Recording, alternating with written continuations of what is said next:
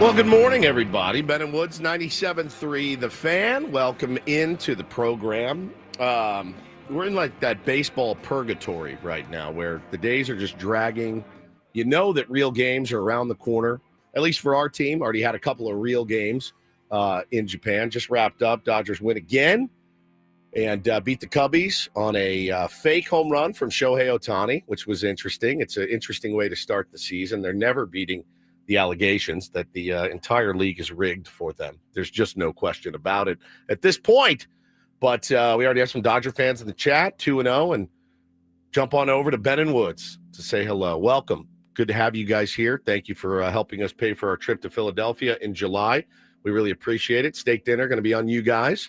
We're like loaded with cash because of all the interaction that we've gotten over the last 2 years, I'd say. So thank you. Steak dinner on you guys on Pantone 294.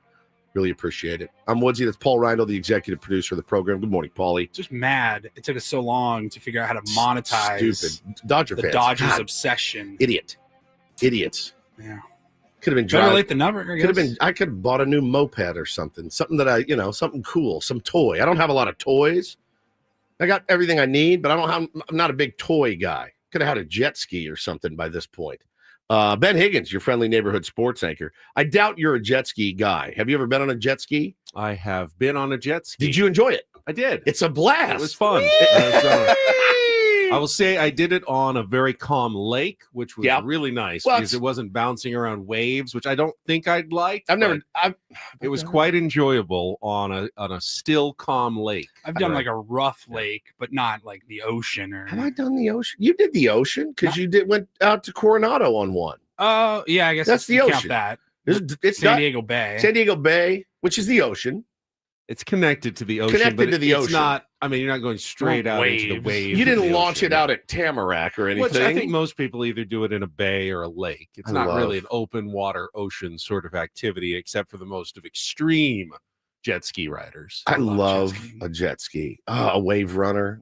I love them. I mean, like Kenny Powers. It's like that's where I feel most alive is on a wave runner. My buddy's family up in Washington, they're wealthy, and we would live at their cabin on the lake during the summer, pretty much there like 6 days a week.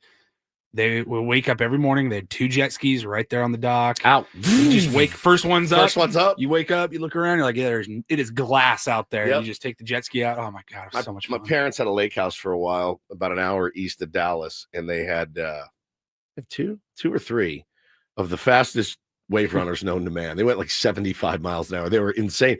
Same thing. I'd wake up in the morning. My dad would be like, wave runners need gas. I'd go, I got it. About a 20-minute ride to the dock where you get gas. I would go, gas one up, ride it back, jump on the other one, ride it out. I mean, like this, just at 70 across like. Now, you're always worried. You heard stories of like a sandbar somewhere. So you were a little panicked. Like if I hit a sandbar, I'm definitely going to shoot 400 feet into probably the cost air. about $4 to fill the tank. Yeah, it was elite. It was elite, man. Yeah, I loved it so much. So it's good to hear that you've been on one. Just one time? Just one time, yeah. What would be the toy? Because we just said like we're not toy guys. We all have things that Paulie and I have things that like we collect and stuff. But I've never been a toy guy. Like I don't have a dune buggy or a dirt bike or toys like adult men toys. What would be yours that you would get? It's funny. The reason I'm not a toy guy, and I assume that it is partly you're not a toy guy either, is that I have no interest in the maintenance of part said of it. Toys. Part of Boats, it. Jet skis, dune buggies, just keeping them up is not. Now, I think there are people who love that aspect of it. Oh, Like, 100%. hey, got my toy. I'm going to take good care of it. I'm going to oil it and oil it. Just tune it. And whatever you Ben do. buys an ATV and he's just got a can of WD-40. So that reminds me. I had a squeaky door yesterday. WD-40? I treated it with some WD-40. It's no longer squeaking. I feel like you're a man. Hero at home. You can ring the bell if you want to, Paulie. You do feel like a man, though, when you do that stuff. I took one of the kids in the neighborhood broke a light bulb in the garage the other day. So I had to sweep up the glass and blow it all out, and then I had to get up there with the needle nose, and get the part out. Wow, got it done standing on a ladder. standing on a ladder with the needle nose. Got it out now. Turned off the electricity first. Turned off the electricity. You may ask me, Woodsy, did you replace the light bulb? The answer is no. Do you know why? How many woods does it take to replace a light bulb? Apparently 2. Me and my wife, because I don't know where she hid the light bulbs. And when I say hid, I looked in every place that they should be or should have been. They weren't there. So she came in and basically said, "Oh, you got that out?" She said when she walked in, I go, "Luca broke the light." She goes, "Great. Now I'm going to have to get up there with a pair of needle nose." And I go, No, you don't. I already did it. She goes, "Why didn't you replace the light bulb?" I go, "Because I couldn't find where you hit them.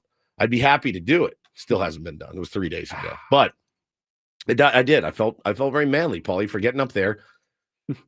I might want a golf cart at some point. Oh, that's a good toy for you. Yeah. That's a really good toy for you. I think. But you like to walk. I do like to walk, but I would love to drive to the course in the golf cart. Yeah, I'm with you. If I lived close enough to the course where I could just hop in the golf cart with my clubs already on it, drive to the course, that would be kind of fun. You know what freaks me out about getting the people that have the toys? And so we drove to Arizona, all of us. I just drove to Vegas. So on the way out to both of those locales, you will see big old Ford F-150s towing 2 big old dune buggy, big old dune buggies. The thing I always think about is, yeah, that'd be awesome to like have those out there, ride them, have fun with them. The thing that has always freaked me out about a boat, about dune buggies, ATVs, any of that, getting them up on the ramp and strapping them in properly and then towing them properly. That's the thing for me that I've always been like, I don't know how to use one of those winch things. I have no idea. And like, how do I get it up on the ramp? How do I make sure it doesn't? A winch, not a wench. Oh, a winch. What did I say? Wench? Yeah, I think so. That's a different word. Yeah, that's totally different. I think that's a southern dialect, maybe. Yeah, a winch. We'll go with that. But it's always panicked me when you see somebody. Have you ever seen somebody back their truck into the lake, get out, run around, crank that thing down, the boat slides off? One of the main reasons I don't want a boat. 100%. If I had a buddy that was like, "Bro, just get the boat. I'll do all the winching. I'll help you get it on and off." Like, I'm not launching anything. The tow hitch. Forget it. I mean, I just need a close friend that has a boat and knows what they're doing. That's really the way to do it. I'll get the gas. Yeah. And it'll take your boat out. I'll fill you up. Bro, it's like every time we drive out to Arizona, we drive right through the desert. Every time, dude. We see the dune buggies. We're like, all right, you think if we just pull over and give them $100 cash, somebody will let us just ride around for like 20 minutes? We have a couple of offers out there. Our beloved Charisma and Chris. It said, if you guys are ever out here at the same time, Chris really wants to take you all, especially over there, Benjamin. But here's the thing.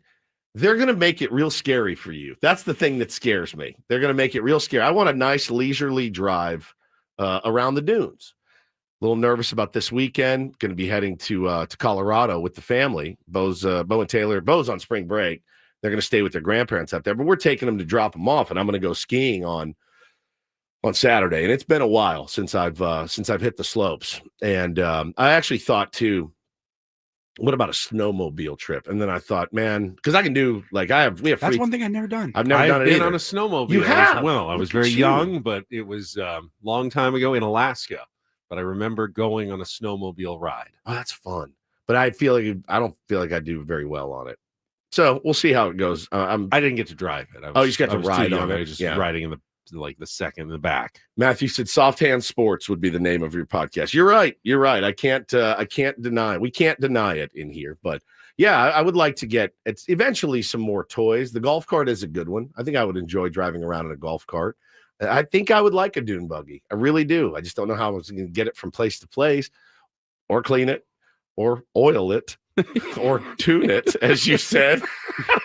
I don't even know what any of that stuff means or what it entails. But again, thank you to the Dodger fans. You've made us a lot of money in the last couple of years, and we're going to keep that train running. They're in the chat. They're subscribing to the show. They're commenting on YouTube. So it's been great. But they did win. They won again. It was, Roki Sasaki's debut. And it was fine. I mean, 3 innings. I think he walked 5, struck out 4, somewhere around there. Little wild as to be expected, but they're going to be really careful with Roki Sasaki. They pulled him, and we can get into that game and the rest going around baseball. We got sports to talk about. None of it's good. None of it. We got sports news for all of you. None of it's good. You got some pissy people in here this morning. No question about it. We'll talk Aztecs. That was one of the worst games I've ever seen in my entire life. I haven't watched a ton of basketball in my life. No, it was embarrassing. I watched a lot this year, and you picked one hell of a night to have your worst performance of the entire season. It was ugly. It was fugly. It was ugly. Yeah. I was doing the highlights last night, and I mean, it's rare that even when, the Aztecs lose, I'll still show a majority of San Diego State highlights and one or two from the other team, but hey, they lost. But I want to show our players and our guys.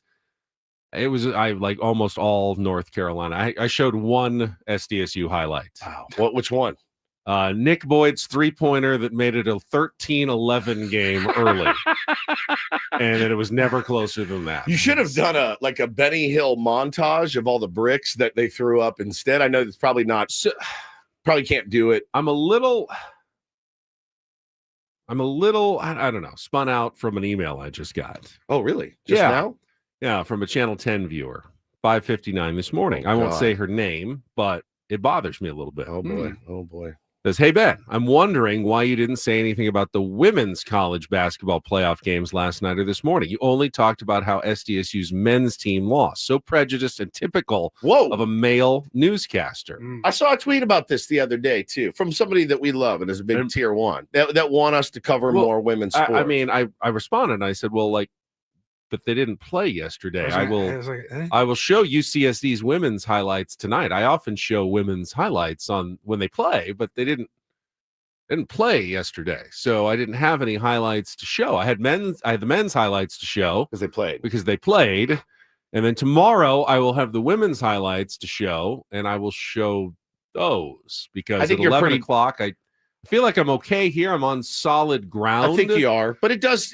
But I saw this tweet the other day, and it said, "Man, these guys have spent a ton of time talking about SDFC, and you didn't really talk about the Wave." We did mention the Wave, and we mentioned that they played to a draw, but we didn't get into any in-depth convo on it. Look, it's a good point. But I don't really have a good answer for you. I really don't. There's probably a shred of truth to that. There's certainly some male bias in sports coverage. I'm not going to deny that. I remember when I first started, our old sports director had a note that was sent to him from a viewer just like this one that said, hey, 51% of the people on earth are women, and a lot of them like sports too. So keep that in mind in your coverage. And I always try to keep that in mind. However, I also keep in mind that a majority of the attendance and television ratings do go toward the men's game. So there's certainly a higher level of interest towards the men's games. It's not equal, and that has to influence some of my coverage as well. But I try not to be biased, and I certainly I show Wave highlights on the weekends when they play. I show SDSU's women's highlights when they won the Mountain West Tournament Championship. Do I show every single game's highlights? I can't say that I do, but I also am dealing with a limited amount of time, and I do have to edit, be an editor and decide what I think is the most important story of the night. And last night it wasn't a hard call. Last night, the most important story in sports in San Diego was San Diego State's men's game. Spent 80% of my sportscast talking about that. Had a quick Padres note, and that's all I had time for last night. Don't know that any other decision would have been responsible, especially in that I had no women's highlights to show. Sure. So. And so, I get it. I think it's a simple one. They didn't play. They didn't play. That's what I emailed back to her. Have not received a response, but I shouldn't let it bother me. I try not to let things bother me, but I don't know why that one just kind of got under my skin a little bit. Yeah. Hey, listen, it happened. There's probably a little shred of truth to it, which is fine. Listen, it's progress. It's not perfection. It's never going to be perfect, right? We're doing our best to do it, doing the best that you can to curate the content that you think people are going to want to hear. And I think there's definitely, there's some bias behind it. There's no question about it, right? It's not with malice. It's not with ill intent, but there's definitely some bias behind it. Raise my hand. Absolutely guilty as charged. And we'll try to do a better job at it. I don't typically, it's weird. I'm in a weird spot because I do sports radio for a living. I don't watch sports all the time. I don't. I will not watch something I'm not interested in. I mean, I just got into soccer like 2 weeks ago. It's the first time I ever sat down and watched an entire soccer match in my entire life. So you got to give me a little grace there. I will do my very best to be better and do better. I don't watch a lot of basketball. I just really started watching college basketball a couple of years ago. Now there's a women's baseball league. You can rest assured I'd be on it. That's my greatest love. So, but yeah, I think there's a little bit of truth to it, and that's okay to admit. Yeah, we have shortcomings too. So it's certainly not done with any ill intent or any malice. We love you all. We love everybody that listens to the show. The show actually does quite well with women in the ratings. So I'd like to keep that up, like to make them happy. You know, that's what we want to do. Yeah. I mean, and you know, we will definitely cover women's sports. Yes, absolutely. Yeah. All right. Speaking of watching sports, Prize Picks is a great way to add to your enjoyment of watching sports, whatever it is. College basketball, baseball season now underway. You can set Prize Picks lineups every single day just by combining 2 to 6 players in your lineup and picking more or less on their stat projections. So baseball, we're talking hits, RBI, runs scored. In basketball, it's points plus rebounds and assists. You can pick it however you want to pick it and win real money, and it's easy and it's fun. All you have to do is sign up by going to the Prize Picks website and downloading the app. When you do, use the code KWFN. You're going to get $50 instantly when you play your first $5 lineup. Gives you a great little base to start, to play around with the app, set a few lineups, maybe even win right away. I've been playing for the last year and a half. Put together a very bad lineup for SDSU last did not work at all. That was kind of with my heart. I understand that. But you know, play it however you want. They call it running your own game at Prize Picks, and you can do that. Again, just download the app and use that code KWFN to get $50 instantly. Easy to upload, easy to pay with MasterCard or Venmo. It's quick, and you get your money in your account when you win really quick as well. Check it out today. It's Prize Picks. Run your game. Must be present in certain states. Visit prizepicks.com for details. We'll come back after a quick check of traffic from Kelly Danick, underway on a Wednesday with Ben and Woods on San Diego's #1 sports station, 97.3 The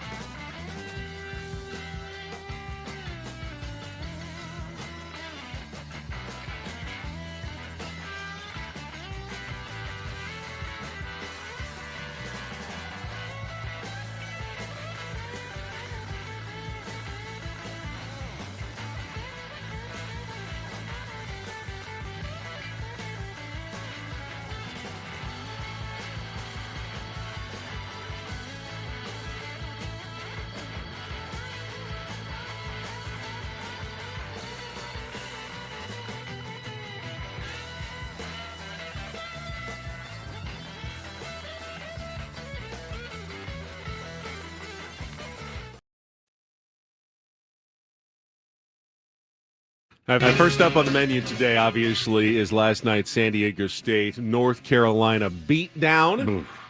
And the reaction, I think, of Aztecs fans is an interesting part of the story as well. Because it has, just judging by my social media feeds, it runs the gamut. It really does. I mean, all the way from, hey, congratulations to Brian Dutcher and the Aztecs on a phenomenal accomplishment of getting to a fifth straight NCAA tournament and under difficult circumstances, quick travel. You know, who cares that they lost? What a great season for San Diego State. All the way to Brian Dutcher needs to resign in shame this morning for the absolute embarrassment and travesty of the performance by San Diego State last night. All right, this is menu setting time. You are getting way ahead. You have foregone the appetizer.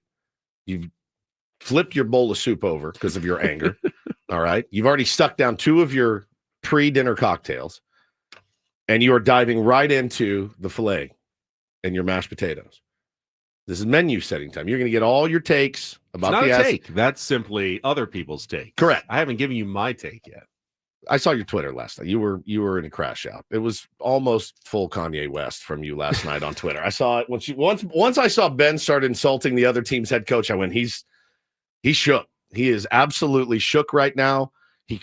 Me and Paulie were texting in our group thread. Ben was on it. He couldn't muster the strength to even text back right then. He was so observation shook. That Hubert Davis was an extremely sweaty man. Hey, listen, once you start personal attacks on coaches or players, that's when you know you're in the crash out. Just an observation. Hey, you could say, hey, that guy must be working really hard. Maybe Brian Dutcher should sweat a little bit more, and his team might be playing a little bit better. But Hubert Davis is there looking like he just ran a half marathon, and it's only the first media timeout of the game. They whipped the Aztecs' ass up and down the court last night, and we will get to all of those takes, all of our thoughts. I saw the exact same thing, Benny. Listen, when it comes to college basketball, I don't think it's copium to say it. I really don't think you can like look at the Aztecs and say to yourself, yeah, that sucked. That was embarrassing. That being said, I'm pretty proud of this team for making the tournament, and the future is bright. It's kind of different. College basketball kind of feels different. In that now it takes a lot that's going to have to go your way. Magungwath is going to have to say, yeah, I'm going to stay another year. That's up in the air right now, but we can get to all the Aztecs talk. I watched the whole thing. I didn't watch the whole thing. I turned it off with 6 minutes left because what was the point?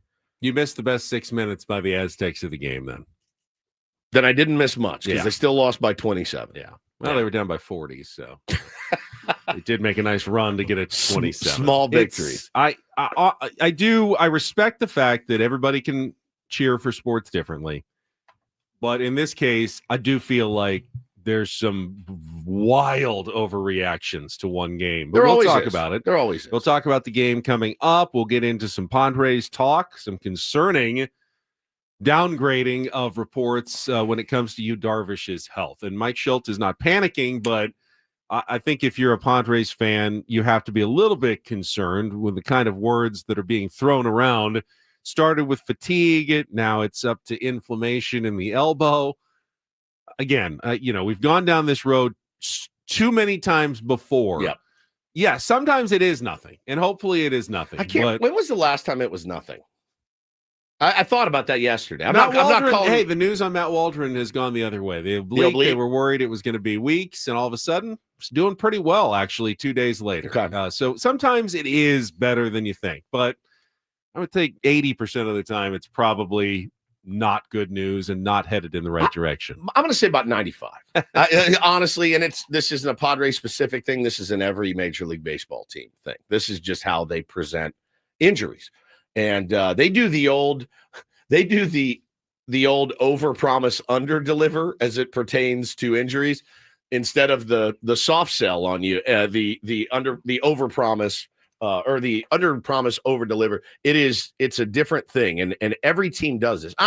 He's got there's a little discomfort, and then next you know it's like, oh, he's getting Tommy John, and that's how baseball works. I get that you don't want to panic your fan base, but we'll talk about Darvish, Stephen Kolek's performance last night against the Giants, the battle for the 5th starter spot, and more We will not have Sammy Levitt on today. It's an off day for the Padres, so Sammy is taking the day off, which is absolutely earned and deserved. What a slacker. Dude. However, Sammy did do an interview with Jeremiah Estrada yesterday, which is one of the guys we did not get a chance to talk to when we were out at spring training. Yep. So we're going to bring that for you coming up later in the program today. At 7:35, our tournament of drops. We are down. Voting is closed on the Elite Eight, so only Paulie knows, but we are down to the final four. Final four in the tournament of drops already. So we will tell you the winners, and we will set the matchups for just your two votes today that'll go into the championship tomorrow.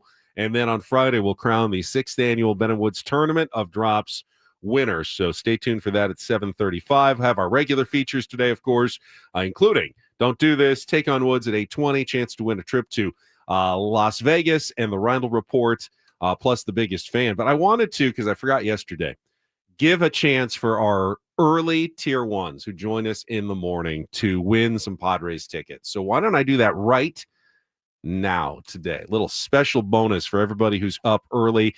The 5th caller right now at 833-288-0973 is going to win a pair of tickets to the Padres Guardians game on March 31st. First 40,000 fans will receive a Jackson Merrill bobblehead. You can get your tickets at padres.com/tickets, but no warning here. This is just a random, throw it out there. Call now, 833-288-0973, and win some tickets to the Padres' second series of the season, the Monday game against the Cleveland Guardians on Jackson Merrill bobblehead night. Sounds good to me. All right, now that we've done that, let's get you ready for some Aztecs talk when we come back with Ben & Woods on San Diego's #1 sports station, 97.3 The Fan. First, I want to tell you about my good friends over at Sedano Ford. Yes, St. Patty's Day is done. You've heard the commercial. Good times keep on rolling at Sedano Ford. My buddy Manny Sedano, proud local, veteran-owned dealer, dishing out deals all March. Listen, the Ford F-150 Lightning, beautiful, man, just $99 a month. The Bronco Badlands is an incredible vehicle. That beast is yours, just $275 a month. You can load your surfboards in it, your golf clubs, whatever you want. The Ford Maverick, flexing at about 35 miles a gallon, hits the road at $275 a month. More cash in your pocket every day. If you have car trouble, the mobile service will come right to your home and take care of you. Swing by Sedano Ford in La Mesa. Make sure to tell them that Woodsy sent you over there. Manny, a local veteran-owned crew, will hook you up Sedano style. The deals are very, very hot for the San Diego summer. They're not hanging around. Zoom on over to SedanoFord.com before March ends, and you'll be cruising all the way home in your dream car, your dream truck from Sedano Ford. For more details about these offers, check out inventory. Go to SedanoFord.com. Again, let them know Woodsy from 97.3 The Fan sent you, please.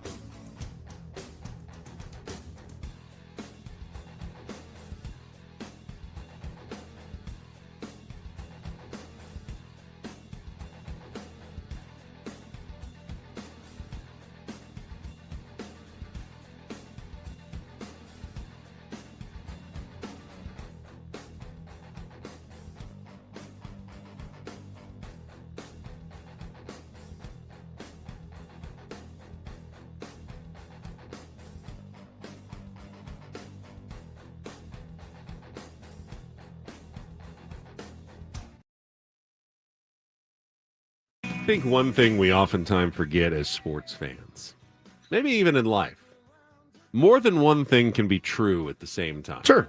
Isn't that right? Yeah.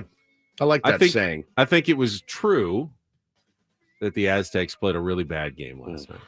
I think it was also true that North Carolina played an outstanding game. They were outstanding last night. And I don't know if the Aztecs played well, they would have won that game yesterday against North Carolina. Somebody basically said, though, would have been closer. Yeah, I saw somebody on Twitter go, if they hadn't shot 70% from the arc behind the arc in the first half, the Aztecs would still be losing. I mean, nothing was falling. And nothing was falling because they didn't get good looks. Not at all. At all. I mean, some of the ugliest looking shots I think I've ever seen in my entire life. I recall the story you told about Brian Dutcher telling his team maybe 2 months ago, all right, you got to stop jacking threes from right in front of the logo. And he looked at all the 3-pointers, where they were shot from, and brought out little dummies and put them all over the court. If you rolled the dummies out last night, it would have looked the same. I mean, some of the just long-range threes, air balls, clank, nothing close. At least they weren't early in the shot clock. I mean, the problem was that they were doing that at 20. This time, they were passing it around, trying to find something. They could not. And then it would end up 4, 3, 2, 1. They had no shot, so they had to throw something up because North Carolina was playing outstanding defense. They really were moving fast, getting in the way. Thought Magoon Guath was a little rusty early. Sure. Ended up being one of the better players for San Diego State last night. But ultimately, what we said yesterday was true. The Aztecs needed Miles Byrd to play like he did early in the season. If they wanted to win, if they wanted to make any sort of NCAA run, Miles Byrd would need to start hitting some shots and playing some better basketball. He was hurt, a lot during the conference part of the season. Have no idea if he ever got healthy or not. But Miles Byrd had an awful game yesterday. What was the final? He had 4 points. Stat line? Ooh. He was 1 for 5, and I think I saw the one. It was like a late game, kind of a tip in. It wasn't a bucket. Kind of a semi alley-oop. Yeah, rebound. Yeah, he was basket, cleaning it up or whatever. Yeah. And then he had 2 free throws. He was 0 for 4 from 3-point. 3 turnovers. It was.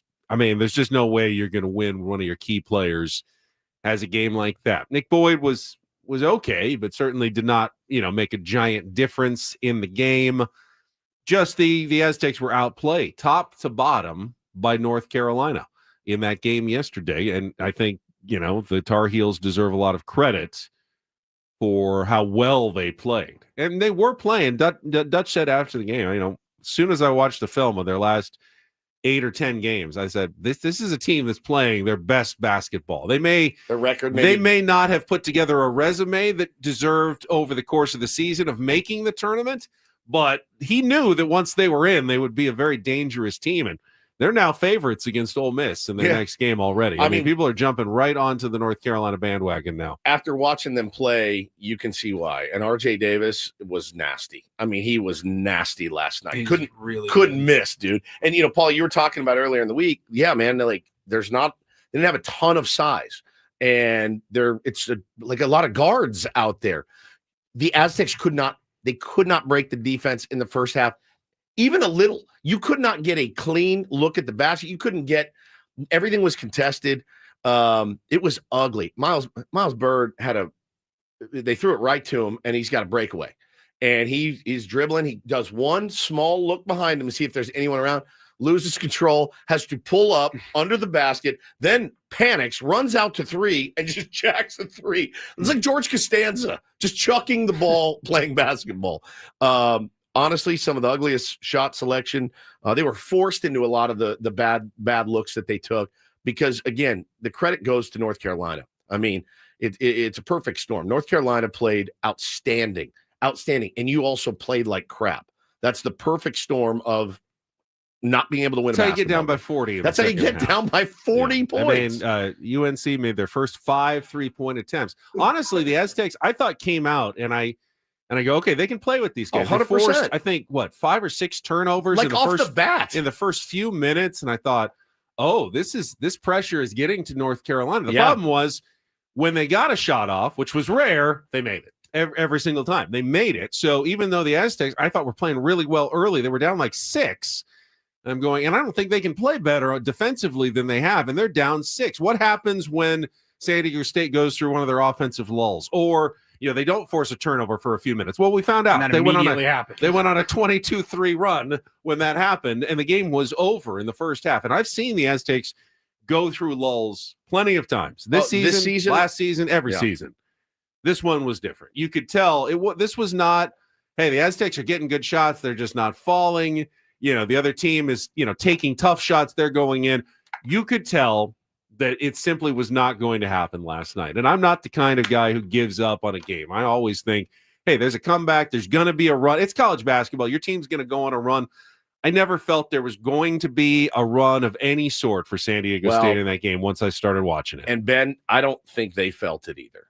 I don't think that they have that guy that can say, I can bring us back.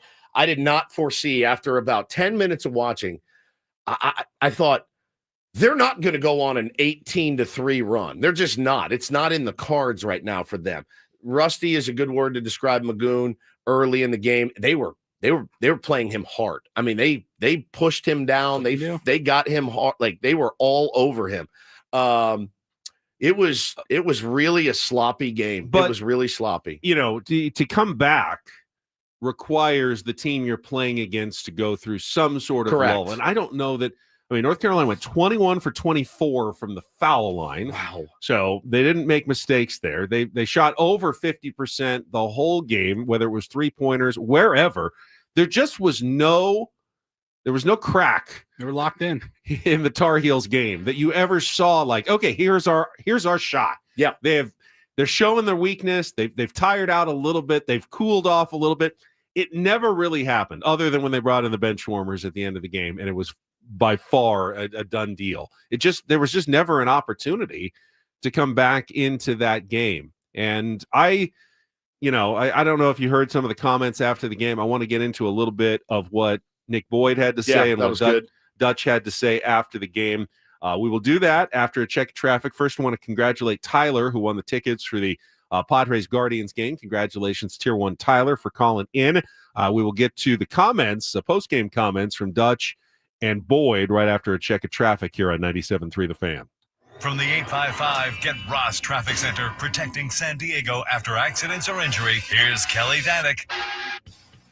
Traffic is sponsored by Hamul Casino. Got a few things to watch out for, guys. Crash in the South Bay, northbound side of the 805 near the 905. It's over to the right shoulder. Looks like a traffic sign may have gotten knocked down in the process. Also got a crash on westbound 52 right at the northbound 15 connector ramp. A couple of cars involved in this one. They're over the right shoulder. You're heading up the coastline, northbound 5 near Palomar Airport Road. Somebody dropped some snowboard equipment in the HOV lane. What a buzzkill that would be. There's a car over to the right shoulder. I'm hoping this person is not thinking about trying to cross the freeway to retrieve their stuff that they dropped. But just be careful there, North 5, Palomar Airport Road. Hey, players, things are about to get real here in San Diego with the all-new Hamul Casino Resort, where you can play your heart out and enjoy all the perks that come with it. Opening this summer, Hamul Casino Resort, the player's place. Learn more at HamulCasino.com. I'm Kelly Danick with Ben & Woods, San Diego's #1 sports station, 97.3 The Fan. And this segment of Ben & Woods is brought to you by Popeyes. Let Popeyes do the fishing while you enjoy their delicious seafood. Come in today for Popeyes Shrimp Tackle Box or their Flounder Fish Sandwich in classic or spicy. Get them before they're gone for a limited time at participating U.S. restaurants. Well, there's no more games for San Diego State until next season.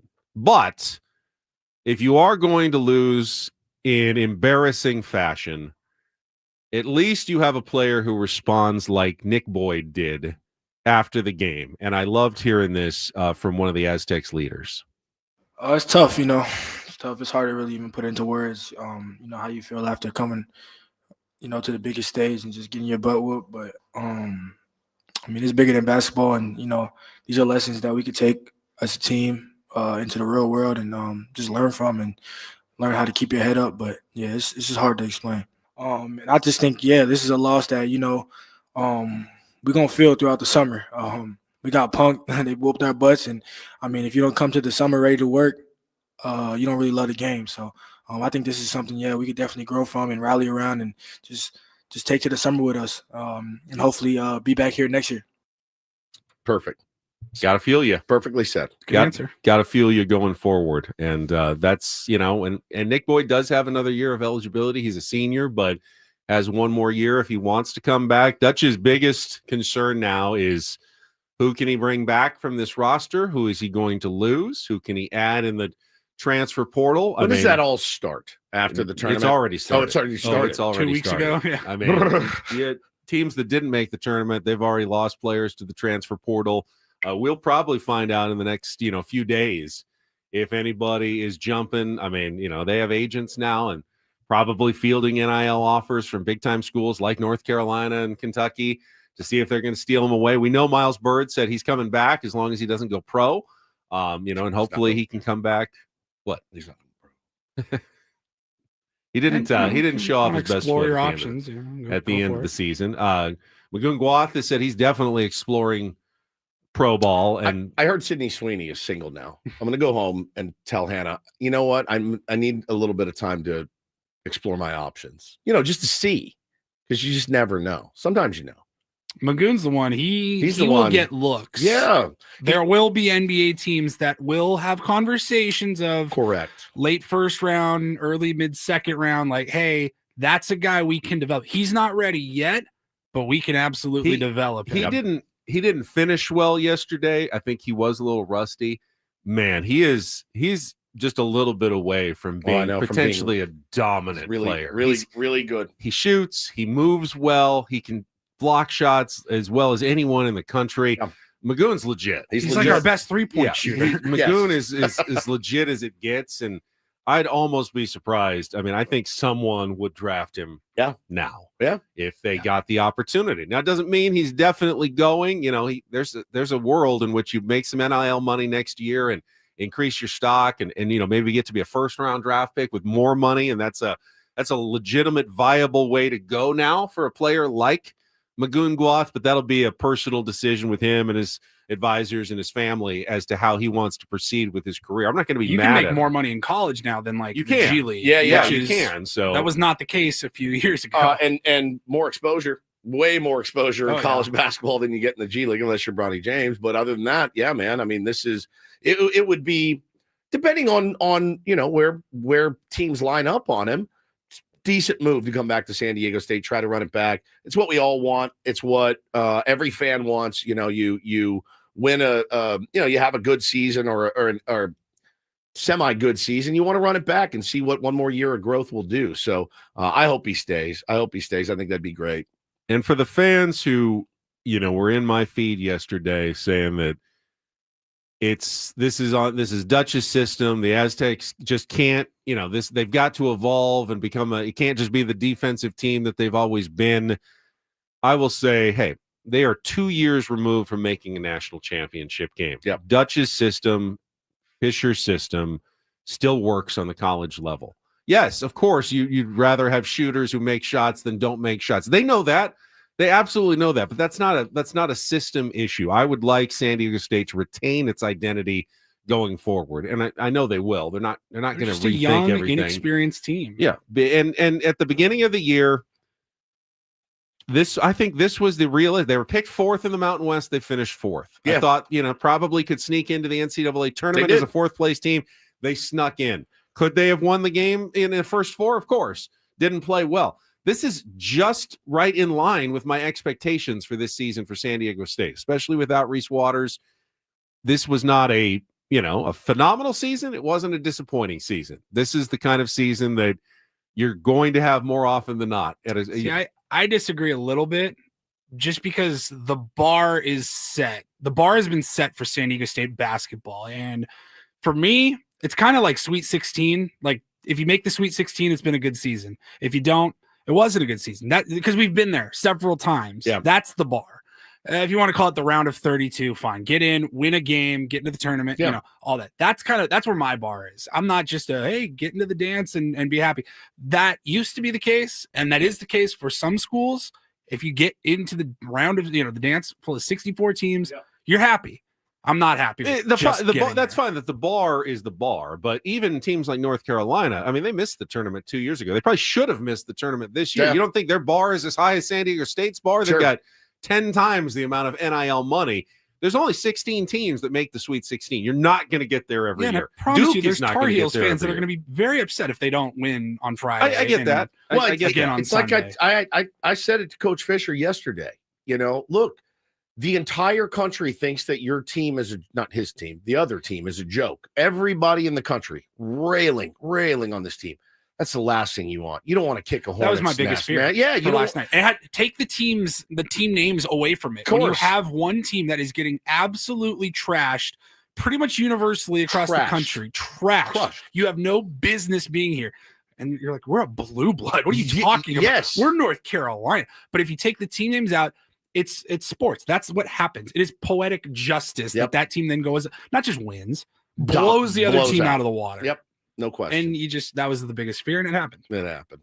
Unfortunately, my favorite team happened to be on the losing end. It was realized. Yeah, I mean, this was always a bit of a rebuilding year for San Diego State after losing 90% of their offense from last season.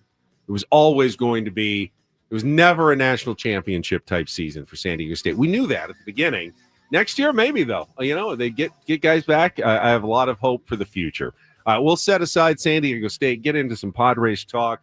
The concerning update on Darvish and the performance last night by Stephen Kolek against the Giants. That is coming up next with Ben and Woods on San Diego's #1 sports station, 97.3 The Fan.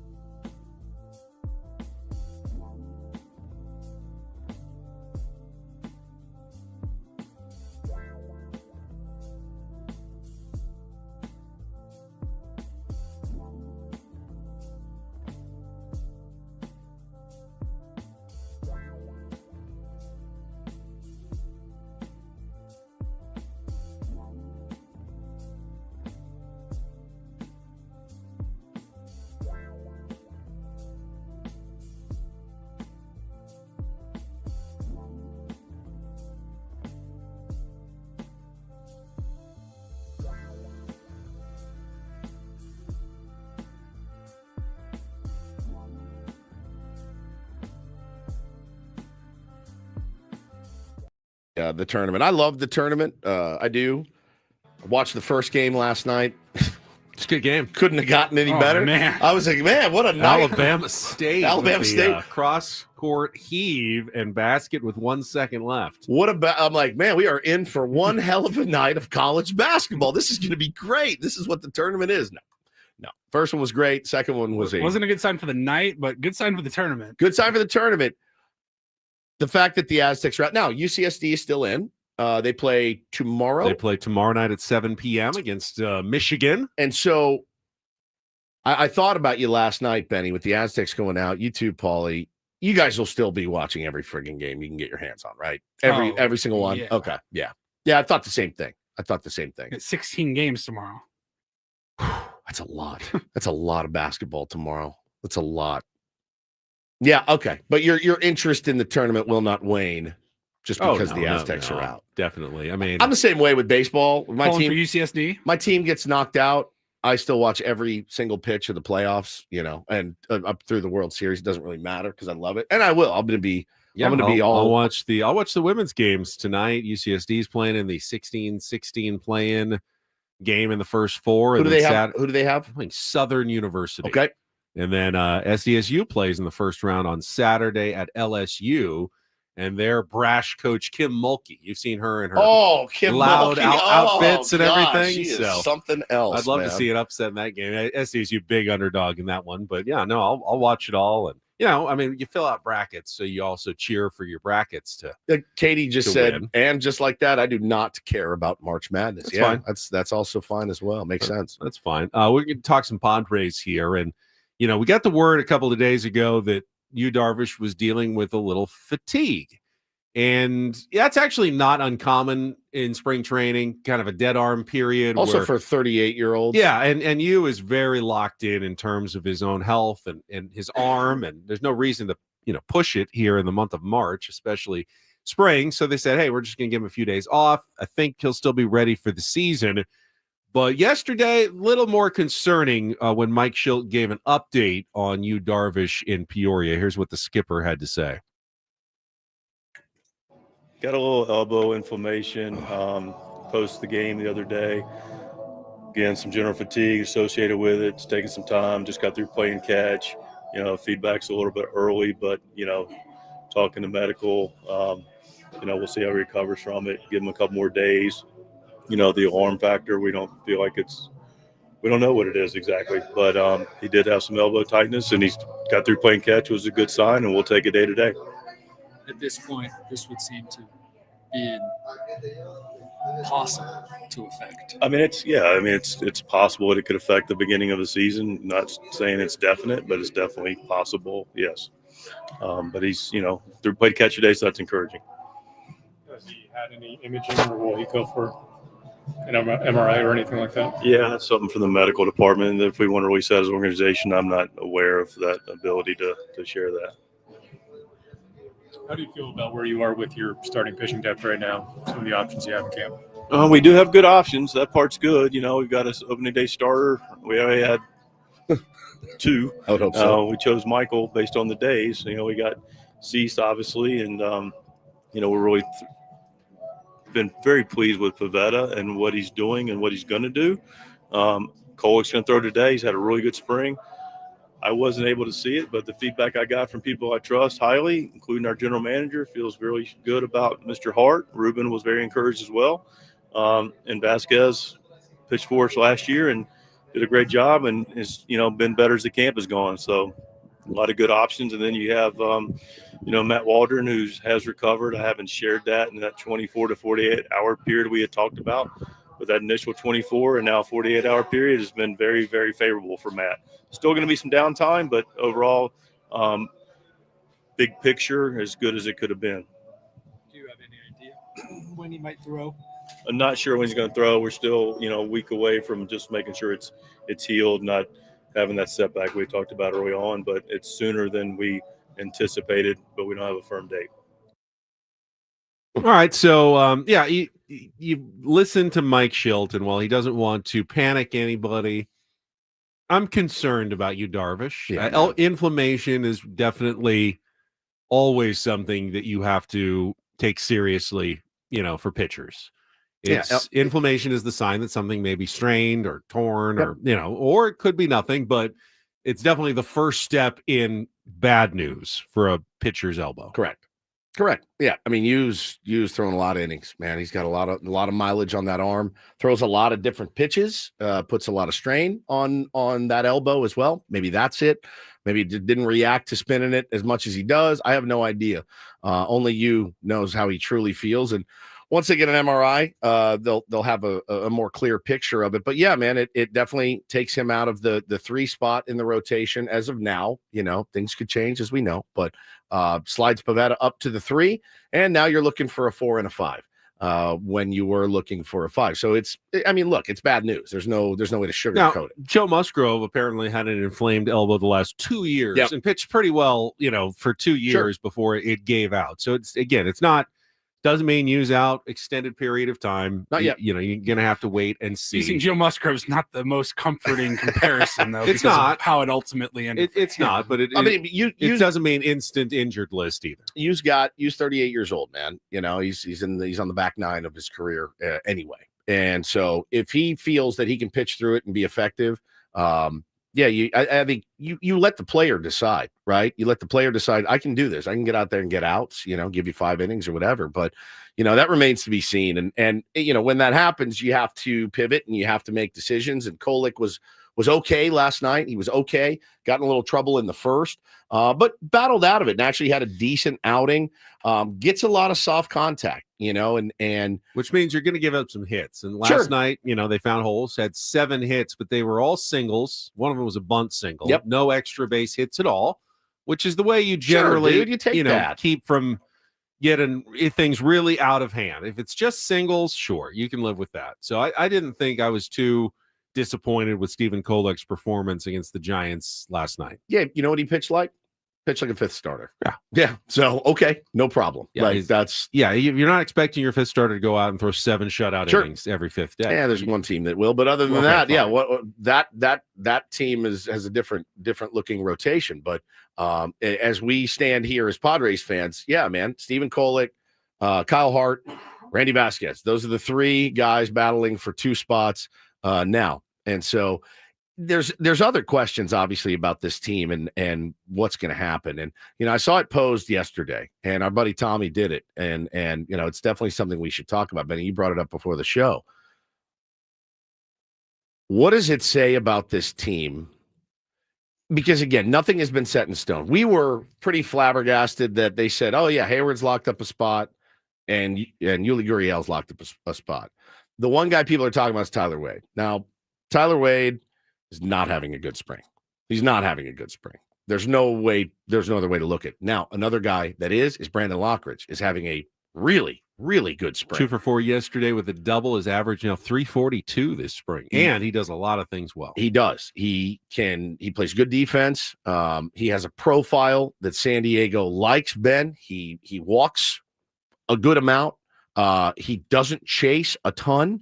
He does not barrel the baseball like you would want. But again, you're talking about a 4th outfielder here. Is he a more valuable piece for the San Diego Padres than a Tyler Wade is?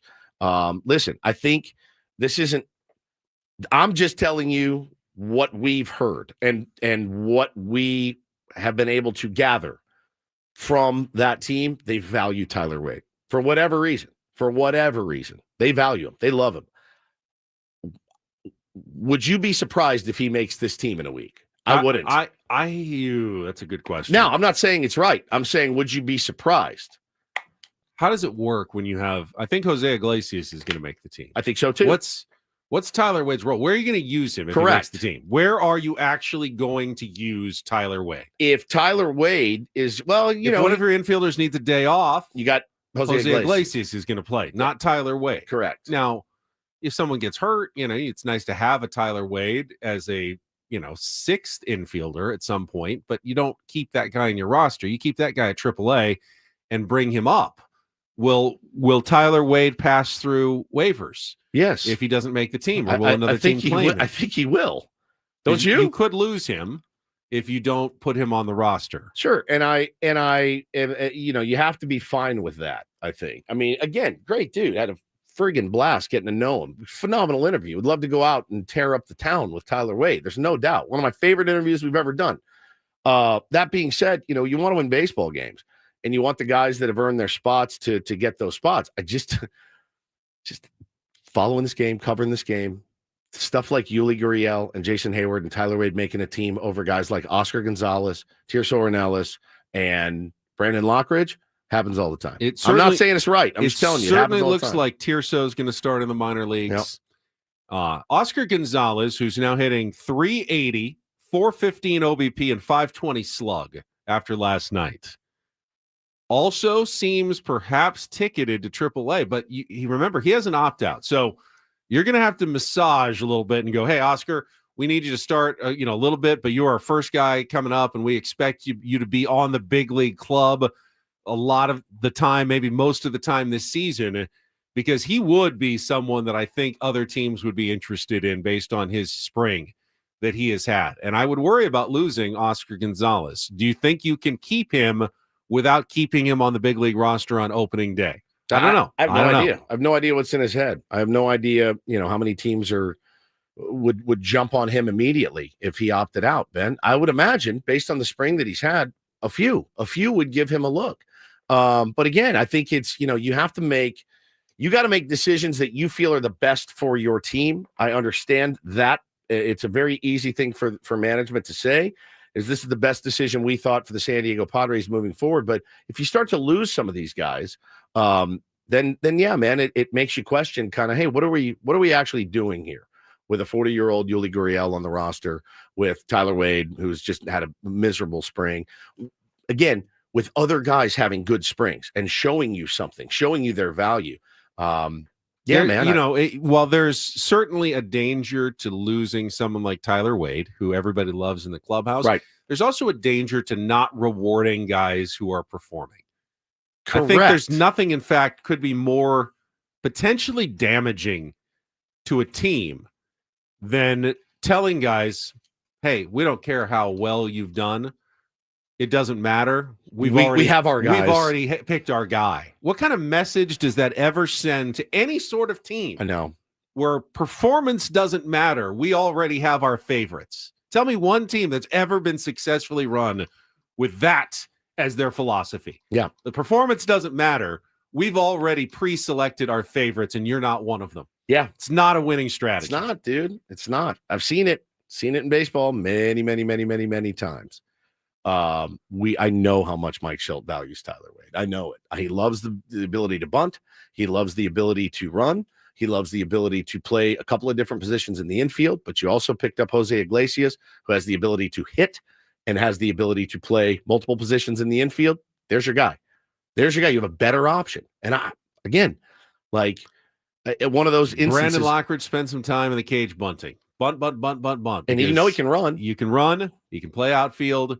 And guess what? He's actually been hitting some this spring too. Yeah, 100%. Had a really good AB off the Giants closer last night. I mean, just smoked one into the gap. He's a fun player to watch, and you got him for Eniel De Los Santos, so that's a dub. That's a dub already. But yeah, man, I think we're going to overreact to the final roster. We are, as everybody will. Which you shouldn't, but because the roster will change in minutes, correct, as it does in baseball. That being said, but this is what we got to go on right now. But that is, yes, you're absolutely right. The roster will change. You need all those guys. But if you start losing guys, if you start, losing an Eggy Rosario who brings some value, if you start losing a Brandon Lockridge, and I don't think you will, but if you start losing guys that bring value because of favoritism type picks, it makes you kind of question it and go, guys, what are we actually up to? Now, again, the ultimate decision makers are AJ Preller and Mike Schilt and their team. That's fine. We're going to have to live with those decisions. Doesn't mean you have to agree with them. All right. We will come back, have a little Don't Do This. I've got an update. Remember the reporter from Telemundo, Kansas City, who died at the Super Bowl? Yeah. Got an update on that mysterious case and the woman who was seen leaving his hotel room. We'll have that for you and more coming up next on Don't Do This. First, though, I want to tell you about SDFatLoss.com and the program I used almost 2 years ago now to lose 40 pounds in 60 days. It's real. It's real. I promise you. I thought I was a little skeptical. Obviously, I've done other weight loss plans. I had lost weight, hated it though. Hated the bars and the mixes every single meal. And then I gained the weight back because I couldn't stick with it forever. No one can. But this program, you can. It's based on real foods, it's things you eat anyway: steak, chicken, vegetables. I got into the groove. I lost the weight. I have kept all the weight off. Find out how it can work for you. Schedule a free consultation by going to sdfatloss.com. And if you sign up now, the spring special is still underway. $200 off the program, and it's all in. You don't have to buy extra food. You don't have to pay for injections. There's none of that. It's simply a great program, great counselor, and proprietary strategies that will help you reset your metabolism so you can lose weight quickly and keep it off for good. So many tier ones have gone through the program, lost thousands of pounds. You can as well. Just go to sdfatloss.com again to schedule your free consultation at sdfatloss.com. Results may vary.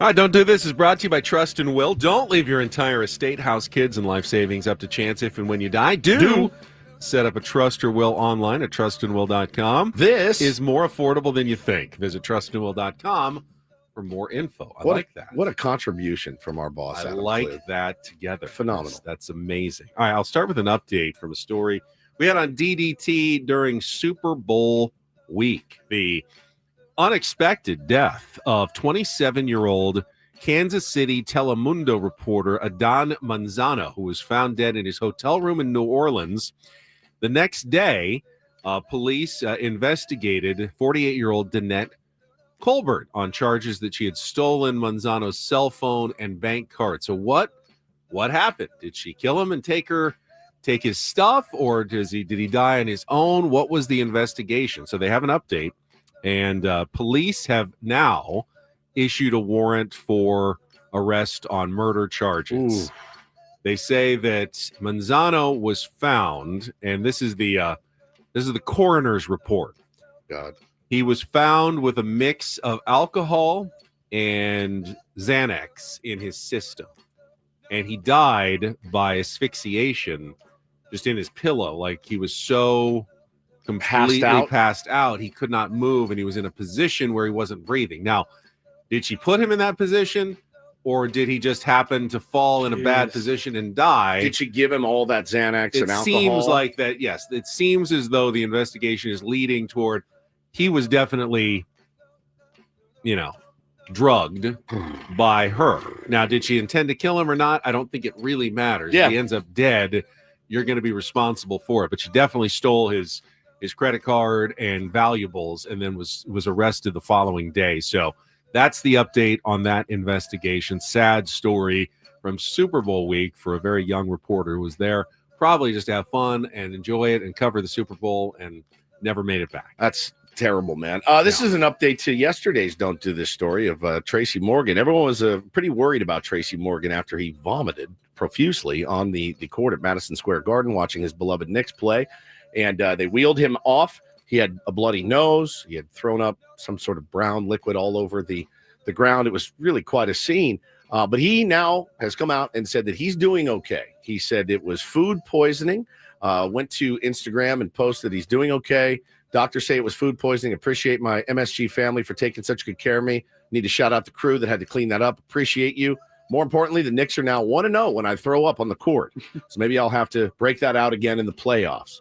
But yeah, that's really, really good news on a pretty gnarly story from yesterday. I obviously just thinking about that, like from a personal standpoint, if you threw up all over the court at an NBA game, yeah, feels like it'd be very embarrassing. Yeah. Yet I think Tracy can rest assured, like everyone was just wishing for the best for him, yeah, and hoping that he was okay.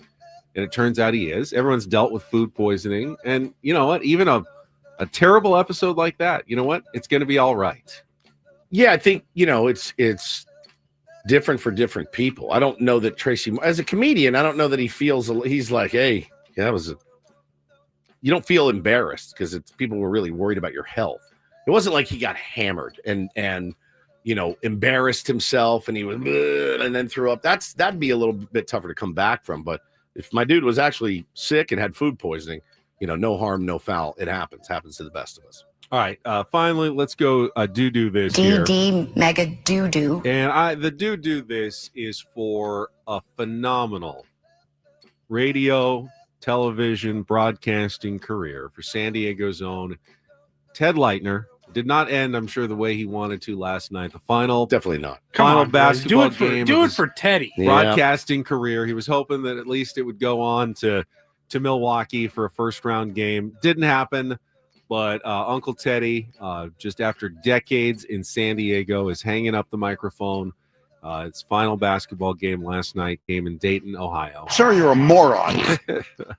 And just can't say enough about how important he was to this town, sports fans in this town for years and years, the voice of the Padres, the Chargers, the Aztecs. Thank you, Bobby Flay. Television, radio shows, everything.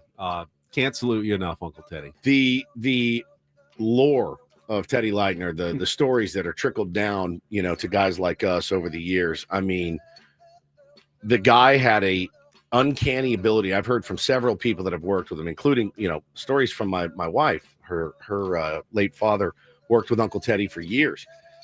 And the guy, Ben, had this ability to come on the air for a 5-minute hit and just riff. Like, who does that? We do it, but like, who does that on television? They just get up there and they just go and they riff and they just fire the hottest takes, he had no fear when he had a microphone in front of him. And I appreciate that about Uncle Teddy very much. And I've told this story before. When I first got to San Diego, I put on the Padres game and I listened to Uncle Teddy and I thought, wow, this is quite jarring. It was an acquired taste for me. Didn't take long.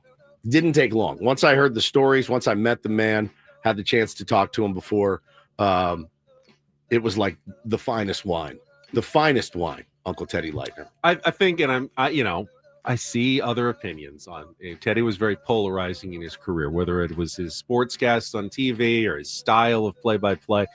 Wasn't necessarily for everyone, wasn't my dad's favorite broadcaster. Sounds familiar. Wasn't even my favorite broadcaster at times. Honestly, if there's no one that you're going to love every single moment of every day. But as I got to know Ted personally, watching him growing up, and then, actually have gotten to know him personally, I think I fell into the trap that a lot of people thought that, Ted, he's just an arrogant SOB and doing that TV thing. He wasn't. His humility, I think, was genuine. He always felt it was about the athletes that he covered, the teams that he covered, the players that he talked about. And I truly feel like he always appreciated and felt blessed that he just got to be a part of it. People that his entire career. People that are arrogant have a hard time making fun of themselves, and he's not one of those guys. He never had a hard time making fun of himself. Never. He could easily poke fun at himself. Oh, and that's the best. That is the absolute best quality in a broadcaster that you can have, the ability to poke fun at yourself. I think it's timely because March Madness going on, college hoops, the best Ted Leitner clip for me of all time. Yep. This is 10 years ago, probably now, Mountain West tournament in Las Vegas. And Ted, Hall of Famer here, losing his mind on the radio broadcast because security wanted him to move his suitcase because he was going straight to the airport after the game, I believe. 57-56, Aztecs. These guys are unbelievable. Driving down the lane, they get it. We got a broadcast here, and you're worried about a suitcase. Unbelievable. These people are unbelievable in this arena. They get security guards, think they're guarding the Pentagon. Coming over here, interrupting me during a broadcast to worry about a suitcase. I mean, unbelievable. Stupid. Totally stupid. At the line. Excuse me. Bairstow, free throw, of course. We can't miss. New Mexico comes on back on the and one by Cameron Bairstow to take a 59-57 lead. Had a guy reach over my shoulder, tapping me on the shoulder, asking me a question during the drive there by Cameron Bairstow, because my suitcase is behind the chair, and he thinks it's too much in the way by these morons that think the terrorists are honing in here on the Mountain West tournament in Las Vegas. It's some 21-year-old kid in an elite security jacket. Hey, bud, can you move that suitcase? He's incredible. Not see that I'm live on the radio, literally live right now. It's such a. It's iconic is what it is. It's iconic. And I love Teddy and hate to see it end that way for him. But I think when he looks back, got nothing to be ashamed of, man. What a great career. Love you, Teddy. And that is Don't and Do This for a Wednesday. That was Don't Do This with Ben and Woods on 97.3 The Fan. Everybody realizes that 67 of the 68 teams in the tournament will lose their last game. Yep. Some of them will get blown out as well. It happened to the Aztecs first, but who honestly ever remembers the first 4 games? We do here that today. No one around the country. Everyone is going, oh, this is a humiliation for the Aztecs program. It's embarrassing. They'll never get over that.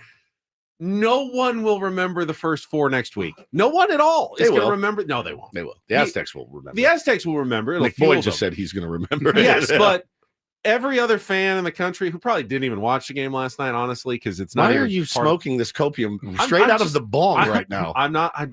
I'm just ganja, aka cannabis. I didn't even remember You remember last year how the Aztecs lost their last game to UConn? How they lost? Yeah, how they lost. No. Lost by 30. Oh.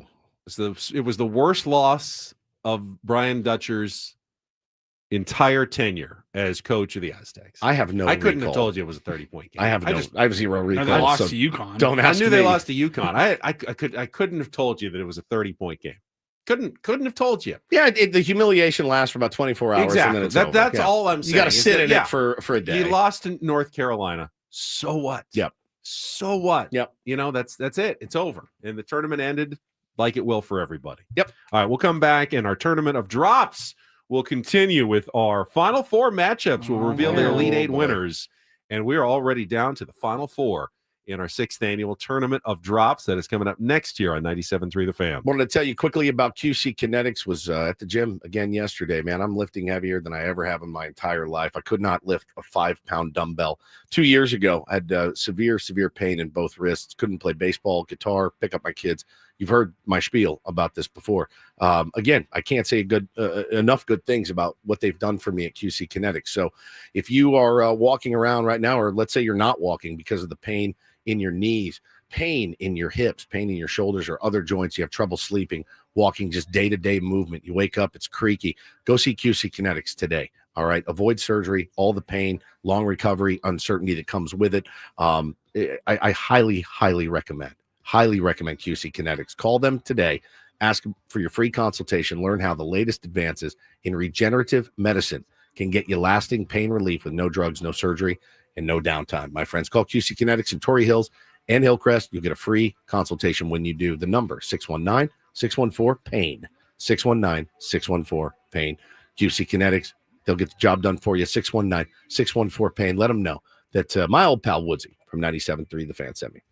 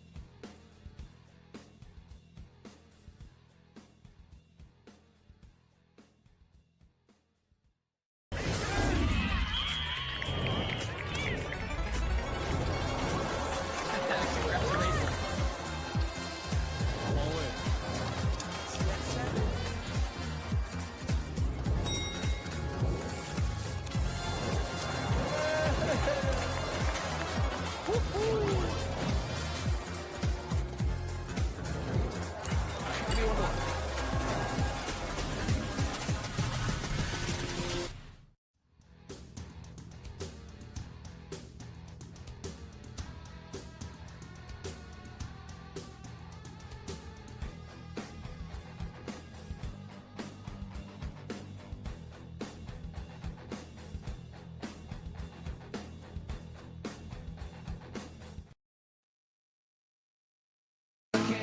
Almost sad that our tournament of drops is going to be over in 2 days. I actually think we need to jack it back up to 64 next year because I had so much fun doing I look forward to it all year. I do too, man. And then it happens so quickly. But then again, I don't want to unnecessarily drag it out over a 3-week period. Oh, we could speed it up somehow. We don't have 64 drops a year. We do. I mean, they'd get pretty. We just need to listen more intently. They get pretty out there at the end of the. I mean, you want them to be significant. That's true. Show there drops. would be 30 drops that like you People just would be said like, something one time and they never got played again. That doesn't make them a drop. That's like, true. The drops are, you know. Oh my god! Like that, yeah, you hear them throughout the show occasionally. We were watching the game last night. Bo was laying next to me, and all of a sudden, out of the blue, he just goes "crumb creep," and I died laughing. I go, "How great is that?" And he goes, "I love it. You're a crumb creep."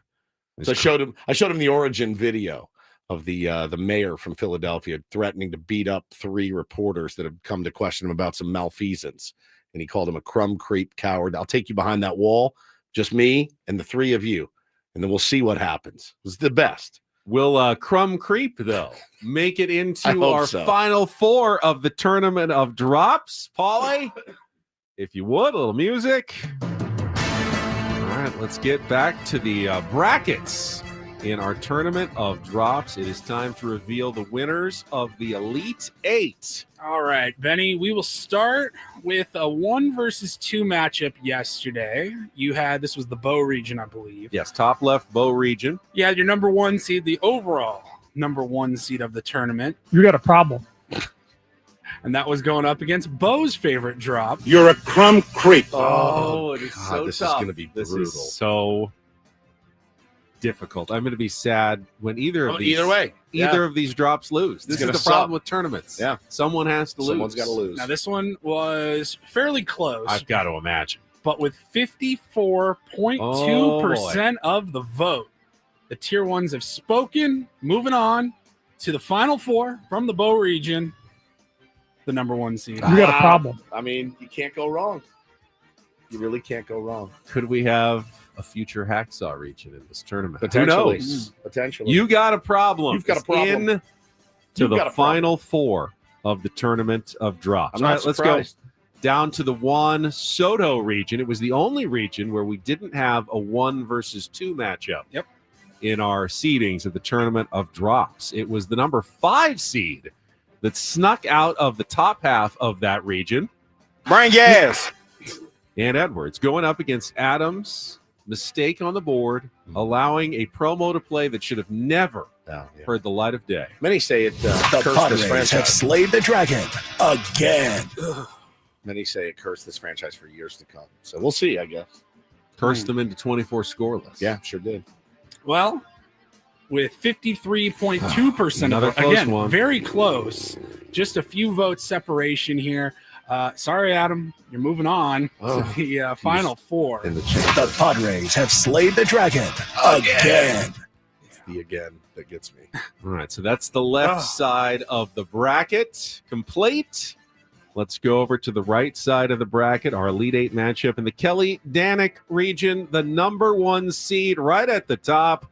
Yours truly, Ganja, a.k.a. Cannabis, going up against the man right over here, the number 2 seed. Dylan Thief.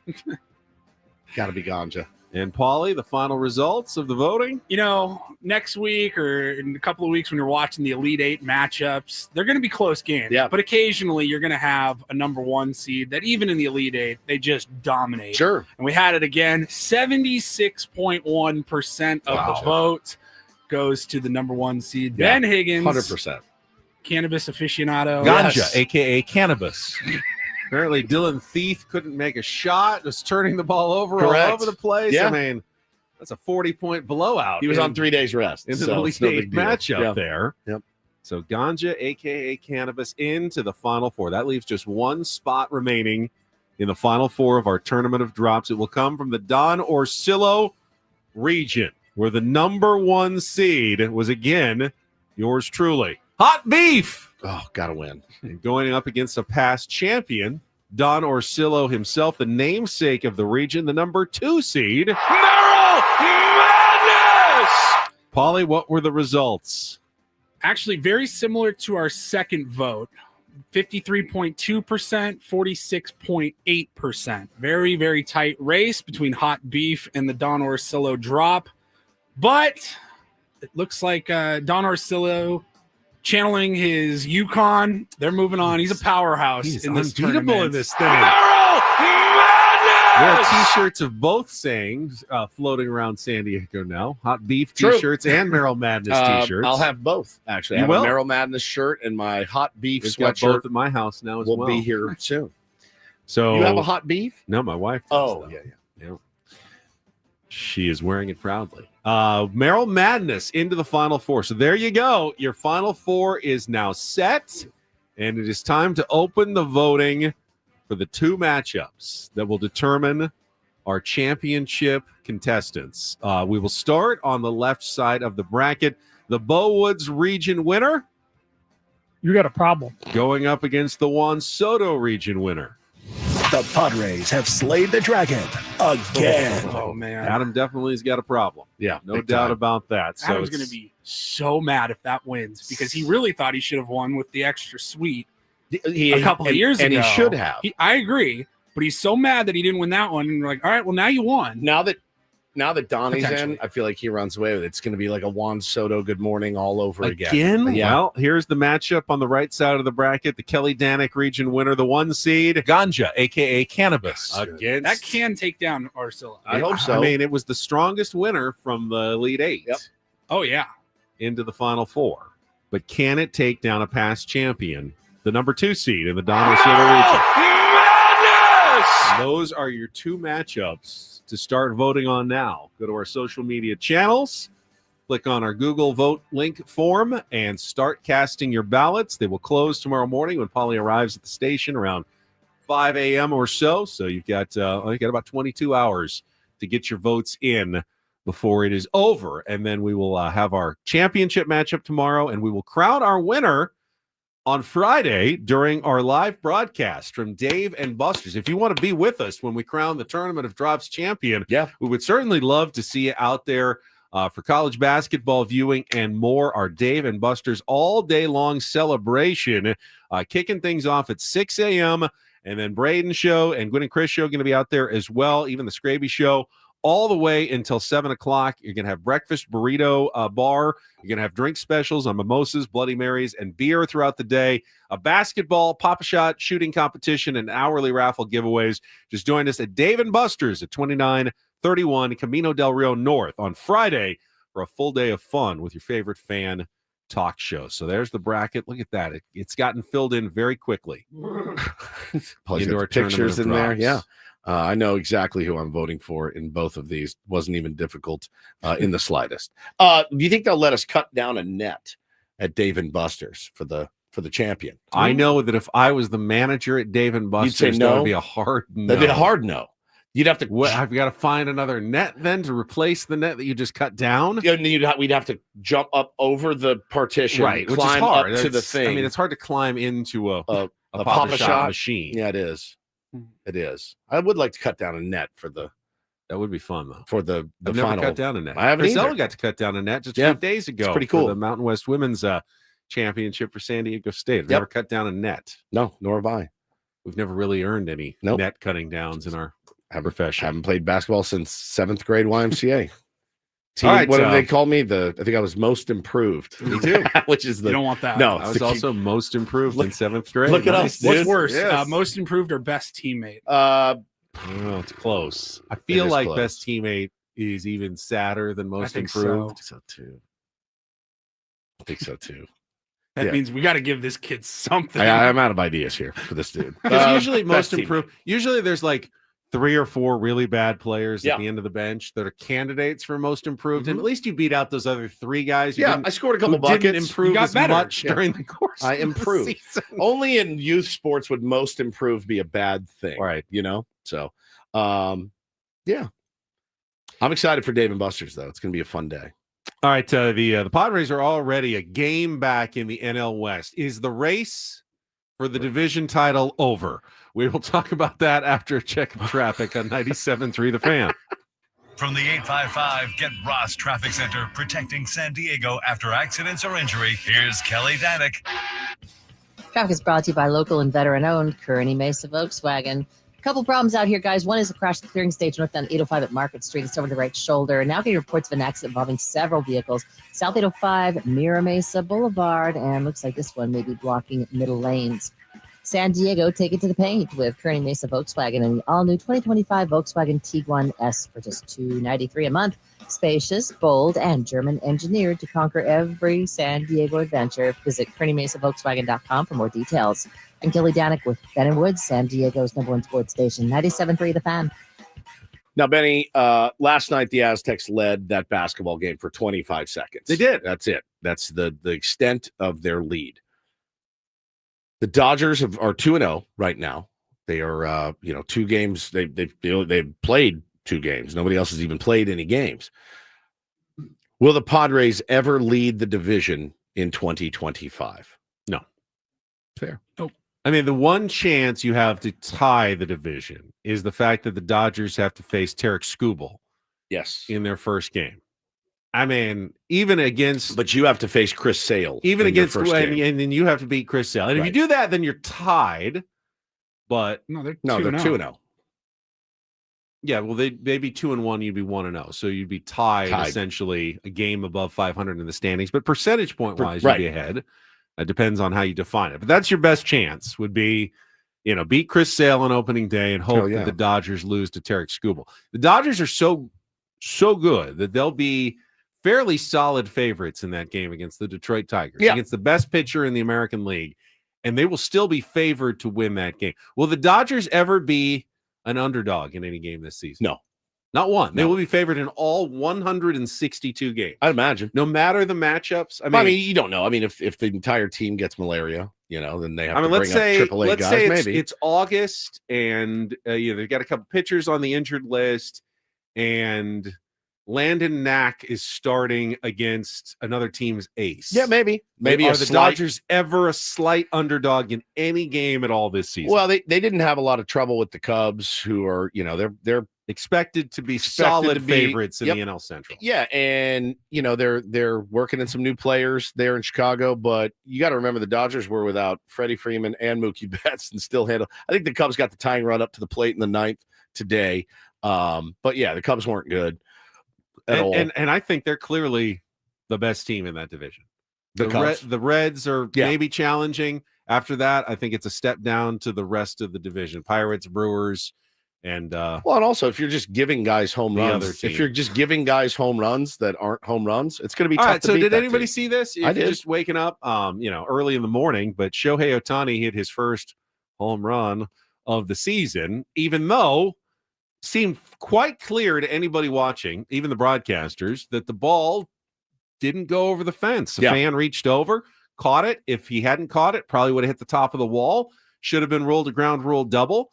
But instead, they actually did, I guess, go very quickly to a replay and not only not confirm the home run, overturned it and turned it into a home run. You're not going to get better home cooking in Los Angeles than you got on that ruling for Shohei Ohtani for his first home run of the season. So 2-2 pitch, and he sends one deep out towards right center field, back at the wall, and it is off the very top of the wall. Nearly a home run, and now they're going to rule it perhaps as a home run. It is. Quick. They kept it in play for a moment, but Ohtani cranks one out. And he gives the fans what they've been waiting for, his first of the year. Come again? What did he do? Save that. ASAP. Tournament of drops. 100%. The 2 seed. Right off the chute. What did he do? Perhaps as a home run it is. They kept it in play for a moment, but Ohtani cranks one out, and he gives the fans what they've been waiting for, his first of the year. Actually, no, I did not want to see that. To be honest, I don't want to watch Ohtani crank one out ever. Never. I'm good. Never do I want to see him crank one out in any fashion. I'm sure it'll be on MLB's Instagram when it does happen, but yeah, pretty nuts, man. So the deal was, it was fan interference. Should have been a double. They gave him the home run. Somebody said, "Why didn't counsel challenge?" I think he did. Well, you can't. I don't think you challenge. Those are automatic. Auto review. So they review. auto reviewed it, and they reviewed it really, really quickly. Like it didn't take any time at all. And they're like, "Hey, man, he's in the Tokyo Dome. I mean, it's Shohei Ohtani. We're going to give him the home run." To be fair, it was a fairly easy call. It just got it wrong, but it was. I mean, it shouldn't have taken long to say yes. That is a double for Shohei Ohtani. Yeah, but they decided, you know what, that would be more fun. It's more fun in Japan to give him a home run. It's like the thing in basketball. They're like, you can't call that there. Yes, it's a foul, but you can't call that there. You know, I mean, this is Japan. This is Shohei Ohtani. Like, it's exactly it's that. A home run. You don't see that a lot in baseball. Like, just give it to him. Just give it to him. Ohtani cranks one out. Thank you, Paulie. I mean, if it had been 4 feet foul, would they have given it to him anyway? No, possibly. That one, maybe. Possibly. Maybe. Possibly. I'm not sure. Kike Hernandez also hit a home run and drove in 3 as the Dodgers won 6-3 and wrapped up the 2-game sweep of the Cubs. And they did it without either Mookie Betts or Freddie Freeman, who didn't play in either game. Mookie, due to illness, sent home. Freddie, due to the rib injury he suffered warming up for the game yesterday in batting practice. So it was really Ohtani and Edman and Kike who carried him. Will Smith, he's hitting 500. Good start to the season for Will Smith. So there's your update. Cubs 0-2, Dodgers 2-0. Everybody else gets started a week from tomorrow. And now we take a week off. Yep, just like Padres and Dodgers did last year after Korea. We'll come back. I'm not looking forward to this moment, but I did promise is a promise. Coming up next on San Diego's #1 sports station, 97.3 The Fan.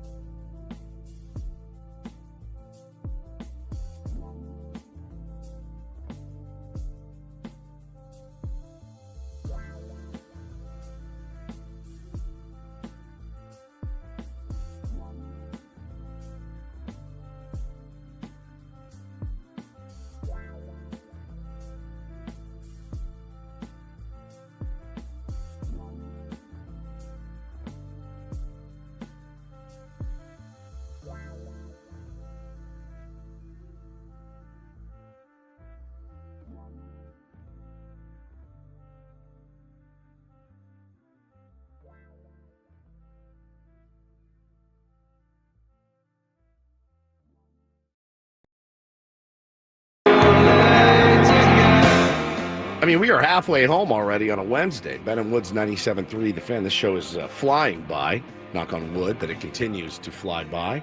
Busy day ahead. I got a client lunch with my beloved EcoWater friends. I'm going to sit by the ocean, have a delicious meal, hopefully that I don't have to pay for. Our boss is going to be there. Oh, you are not. I'm not paying for the check. Okay, I don't pay for this. No. They're our client. Oh, Odyssey should pay for it, but not you. Well, I work at Odyssey. You do, but you don't take out your personal credit card to pay for a client lunch. Isn't that kind of a baller move? No.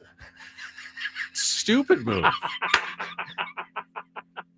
Yeah, I'm with Ben on this one. All right. Now I'm quick to.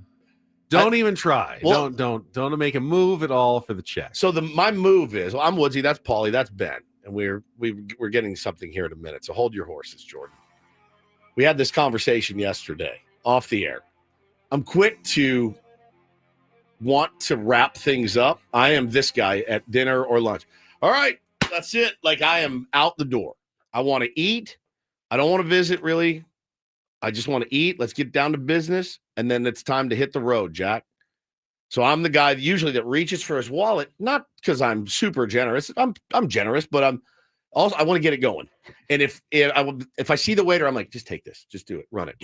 Because as much as I'd like it to be a thing, hey, could you bring him the check is not a statement you ever want to make. Yes, exactly. I can't grab the waiter and go, excuse me. Could you bring him the check? Could you bring him the check ASAP? And you, by the way, that I'm referring to, dig your hand in your wallet. Get your credit card out. Let's go. I can't do that. My boss is there. The client's like, you're going to have to wait. I'm kind of at their. You're kind of at their time. Their mercy. Their timeline for this lunch. Now, I went out to a dinner on Friday night, and I picked up the tab, and it was. It stung. Yeah, you told us you went to Bob's. I'm going to tell you, it stung. But you said, well, why didn't you guys just split it? And I said, because my meal was a little more expensive than theirs. We got the same amount of drinks and all that, but my meal was a little bit more expensive. I want to try that flight of fillets, and it was worth it. It was delicious. And I ended up picking up the whole tab because what I didn't want to do at a fancy, nice restaurant is say, all right, I had this, she had this, and they had this. Can you whack that up? And I didn't feel comfortable splitting it down the middle. I feel like if you're going to be the one that over orders at the restaurant, you get more expensive stuff. Splitting it down the salad, so I'll let you pick that one up. Splitting down the middle. If I got a more expensive entree, that doesn't seem fair to them to split it right down the middle. So I just, all right, I'll wear this one. So I did.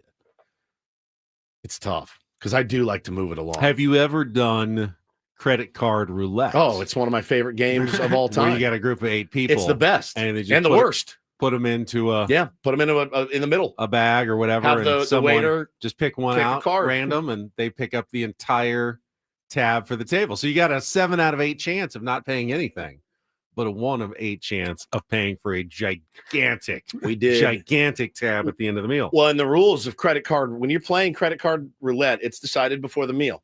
So people are like, I'll take the Cristal, and I want your most expensive bourbon, and I'll take that steak and lobster, because that's just the rule. Like, you go nuts. Because you feel like I've got a 7 of 8 chance that I'm not having to pay for this. Yeah. But you do have that 1 in 8 chance. And Bro, it could be all on you. When I was a rookie seller in radio, I think it was on $2,000 a month draw. Plus I got commission. I mean, I made no money. Me, 3 of the older sellers that I became really good friends with went out to dinner. Hey, we're going to do a gentleman's night out. We're going to go out and hit the bars after. I said, all right. And hey, by the way, Woodsy, we do credit card roulette here. I said, oh, okay. I wanted to be part of the team. Same restaurant in Dallas, Bob's. And we sit down, and I'm telling you, it was bourbon, it was champagne, it was creme brulee, it was the whole thing. This story ends in anything but you that losing. SOB. I would be shocked. That SOB pulled my card, and the panic that I felt on that $1,200 dinner or whatever, I wanted to die. It was all the money I had it was like I had $1,215 in my bank account, and the meal was, with tip was $1,200 or something. And I looked at my buddy, and my one buddy knew, and he's like, don't worry, I got your drinks tonight. I was like, oh, great, fantastic. Should be fun. I had $15 for 2 weeks. I think I had to pawn a guitar after that or something. It was so bad. It was so bad. All right. I'm not looking forward to this. I've already paid off the bet. We bet our Tier 1 Jordan in North Carolina, big Tar Heels fan, and his wife Danielle. $30, 20 to Jordan, 10 to Danielle. We all paid up. And I also said Jordan could call in. But keep in mind, Jordan, no one in San Diego really wants to hear from you. Correct. No one cares. So keep it short. Good morning, Jordan. Good morning, gentlemen. Good How morning. are you guys doing? Man, we're doing fine. We are doing It's all right. fine. Your team played extremely well last night. I mean, You guys were awesome. extremely well last night. My thing is, obviously, with you guys, it's all in fun. Just 100% all in fun. I love you guys to death. We love you, buddy. Honestly, I've been waiting for this matchup to happen for a few years because I knew the back and forth would be fun with us whenever we got to have it. So that's been fun. But last night was honestly just about all the national people that said we didn't belong. True. We've been listening to it. We've had to deal with it. And it didn't matter who was on the other side of the court. That just felt really good to tell all those people, hey, you said we didn't belong. Well, take this. It's the best. It's only one game. It's only one game. I know. It's the best part of sports. That's a heck of a start. That's the best part of sports. It was the one thing that worried me the most about the matchup. Winning, this is a North Carolina team that is going to be so motivated. Winning a game is awesome. Winning any game is awesome. But when people tell you you did not deserve to win, you did not deserve to be there, and you go out and not only win, they didn't hit a butter beater. That's a butter beater. It was a butter beater. What is a butter beater? Buzzer beater. They didn't hit a buzzer beater to win the game. They absolutely dominated and embarrassed the San Diego State Aztecs. It gives you that win is more than just a win. And man, you guys played incredible. Well, thank you, sir. But here's my thing. So I get what people are saying. You know, throughout the whole season, you'll get the whole overall metrics. Fine. We didn't have the quad wins, this, that, and the other. But if I'm them, I want to put in a team that is going into the tournament hot. I know November, December, January, we weren't that good, obviously.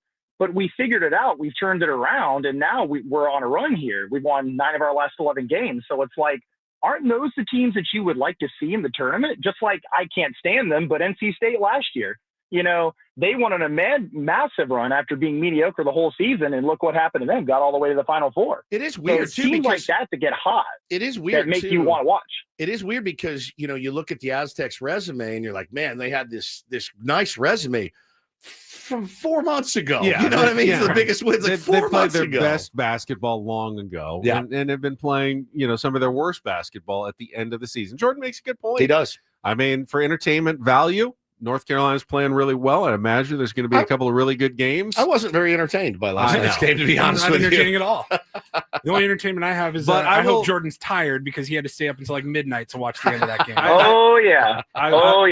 I will agree, though, and I heard Scott Van Pelt say this last night on SportsCenter, that he believes North Carolina didn't deserve to be in the tournament, but he also picked them to go to the Sweet 16. Yeah. Because he knew that once they got in, they'd be an incredibly dangerous team. One is not necessarily related to the other. Yeah. They didn't earn their way in, but absolutely, now that they're in, they're certainly a worthy opponent in the NCAA tournament. Both things can be true at the same time. All right. Thank you, Jordan. Thanks, buddy. We love you. Enjoy, have a nice lunch on Ben and Woods today. Yeah.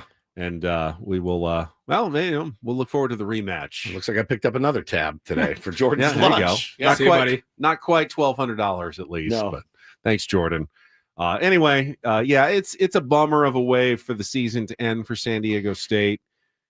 However, it wasn't a bad season. It really wasn't. I'm going to die on that. It wasn't a bad season at all. It was. It wasn't. It was. It wasn't. I'm going to sit back.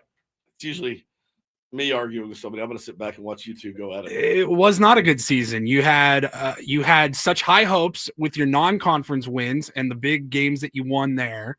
And then you got into conference play. You were dropping games at home that you absolutely should have won. You won some games that you had to have 24-0 runs to even survive against like a San Jose State. You lost the teams that you should have beat on the road. I like his points, Ben, like very much. It was not a good year. And I said it earlier, I'll say it again. Like for me personally, as a fan of the San Diego State basketball team, the bar has been raised. It doesn't matter. I don't change the bar year to year. This is the team that has made it to several Sweet 16s. They were in the championship game a couple of years ago. Sweet 16 is the bar. If you want to call it the round of 32, fine. Get in, win a game, and go from there, because it's madness, right? Like anything can happen in the tournament, but you got to get in there and you got to do some damage. I mean, was last year a good year then when they got to the Sweet 16? Because it was a better year than this year. Because they lost games that they should have won. They got to the Sweet 16. You get a T-shirt. You can go buy a T-shirt. They got to the Sweet 16, but who did they beat in the NCAA? They beat Alabama Birmingham by 4 points in a game they should have really won by a lot more. And then they got to play Yale, who was terrible. And then they got absolutely obliterated by UConn. I mean, if they had played UConn in the first round last year, they would have gotten obliterated. This time they played a really good North Carolina team in the first round. They got obliterated. It kind of matters like when you play a team. And that can't define your whole season. Last year's team would have lost in North Carolina last night too. I don't think last year's team was so much better, even though they made it to the Sweet 16, that they would have changed the outcome of the game last night. North Carolina was going to beat just about anybody last night. Yeah, I agree. The way they played. Yeah. So your season would have ended with a totally different team. I don't even know that the national championship team would have won that game last night. North Carolina played well in that game. And you can't define your entire season necessarily by how you do in a one-off game in an NCAA tournament. Look, I mean, sports is different for every single person. Every single person has a different perspective on it. That's what makes it maddening, and that's what makes it really fun as well. Very true. And you can deal with, like for me, I've always used the Notre Dame example, right? That's such a good example for me. You guys say, hey, Woods, you don't get super upset about ND games anymore. And I said, no, I kind of know what to expect. I'm going to get my 10 wins and I'm going to play in a bowl game and be happy. Now, last year was a little different. Made it to the national championship game. Stuck around, hung in there a little bit. We're close at the end, close-ish. After getting just severely outplayed and outmanned, it changed. Paul, I'm with kind of Paulie now. Like, I expect a better season next year. I expect to get back there, right? Like, build on that momentum. So, and I get it, man. It's different for each person, but I mean, San Diego State was barely ranked at all year. Yeah, like that's not good. That goes with San Diego State. They lost 90% of their scoring from last season. They had to replace their entire team. It's not pro sports where you can sign a guy to an 8-year contract and keep them together. It does require, even top programs will have a cycle. Well, they'll have, a good season and then they lose a lot of players. And yeah, you can rebuild quicker with NIL, but it's not instantaneous. Every team, every program goes through some little ups and downs. This was always going to be more of a down season for San Diego State. And even in their down season, they got to the NCAA tournament. That's the sign that your program is doing the right thing. In the right direction. Is going in the right direction. I see so many people saying, oh, this Aztecs team going in the wrong direction. They went from national championship to Sweet 16 I wouldn't to go out that in the far. first round. I don't think Brian Dutcher needs to subscribe get fired or anything like that, but it was a disappointing season. Question now for you, the big question that's out there. Should you have donated to the Mesa Foundation?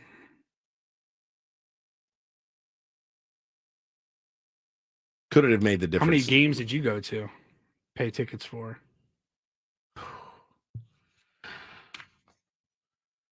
These are just, you just want to complain with no solution. Do you feel like that they needed different players this year? I liked the players they had this year. Say that. I would not have replaced necessarily the players. Yeah. It's a good season. Maybe you could have financially incentivized them more. Help keep Lamont Butler around. Maybe. It's something to mull over. Micah Parrish didn't make the tournament at Ohio State. They got left out. Oh, yeah. Oh. Something to mull over. I don't know. Maybe next year it'll be different. Reach for that wallet a little quicker. Okay. Maybe we'll play NIL roulette. Just put all cards. All right. One of us make a $1,000 donation. Who's it going to be? The program. Saw somebody mentioned in the chat. I didn't see who it was, but they mentioned UCSD. Like UCSD, they could lose by 35 points. Does not matter. To Michigan. Does not matter. They had a good season. Because I don't think they had, maybe they in their locker room did, but I don't think Triton's fans had very many high Sweet 16 hopes for this season, heading into their first year of eligibility. Getting into the tournament for them, that's a huge accomplishment. San Diego State, you expect to get to the tournament. At the same time, you expect to win a game. Yes, at the level of the programs, this is an unbelievably successful season for UCSD. I've been of the opinion, and I've said this for a couple of months now, UCSD is a better team than San Diego State. One of our better wins, it turned out to be. That if they had met any time other than the first game of the season, I don't know that San Diego State wins that game. UCSD has always been kind of the story this year in San Diego, and they've always had the better chance, in my mind, of moving on in the NCAA tournament. So if you want to put your focus somewhere, the Tritons are a great place to do it. Now, they have even a less chance. Like next year, they lose everybody. They're going to lose their coach almost certainly. This is they don't have NIL money to replace. This is kind of a one-off. This is go for it. Yeah. No, maybe I'll be wrong, and they'll defy expectations and get a bunch of other Division II transfers who are going to come in and dominate the way they have. But it's unlikely. This is probably a rare occurrence at this stage for UCSD. Celebrate it and enjoy it. But they're a legit team, a more legit team than San Diego State was this year, in my opinion. I agree. We'll see how they do against Michigan, because that's a tough matchup for anybody. But I wish them luck, and we'll be excited to watch them tomorrow night. All right, we need a contestant for Take on Woods. Our musical trivia challenge on a Wednesday is coming up next with a chance to qualify for Las Vegas. 833-288-0973. Call in now. Get in line. We will play our game next. 833-288-0973. It's Ben Woods on 97.3 The Fan. Gambling problem? Call 1-800-GAMBLER. GEGE 000-466. For a full list of games and rules, play at 7 Mile Casino. Visit 7milecasino.com. All right, Wednesday, middle of the week, kind of the blah day. Yet at 7 Mile Casino, you can go at any time, any day of the week, and find phenomenal card action, high stakes, Texas Hold'em poker, high stakes California style blackjack, right there, just minutes from downtown San Diego in an upscale environment. Yep, there's lots to love about 7 Mile Casino. The people, they'll take such good care of you. Oh, it's at the grocery store yesterday. Guy behind me in line had a 7 Mile Casino shirt on. Oh, cool. And I said, "Oh, do you work at 7 Mile?" He goes, "No, I play a lot of poker there." He goes, "I love it. It's it's my favorite environment to go to." He said, "I played in the one up in Oceanside last night." He goes, "It's not even close." Yesterday that happened to me at Vaughn's, my beloved Vaughn's, and I was talking to him, and he said, everything about it is cool. The people have spoken. They have spoken. 7 Mile is the place to play. You don't have to drive 45 minutes or more out into the East County and back. You're sitting down quickly. You're enjoying a great meal at Sammy's. The patio is fantastic. TV's all over the place.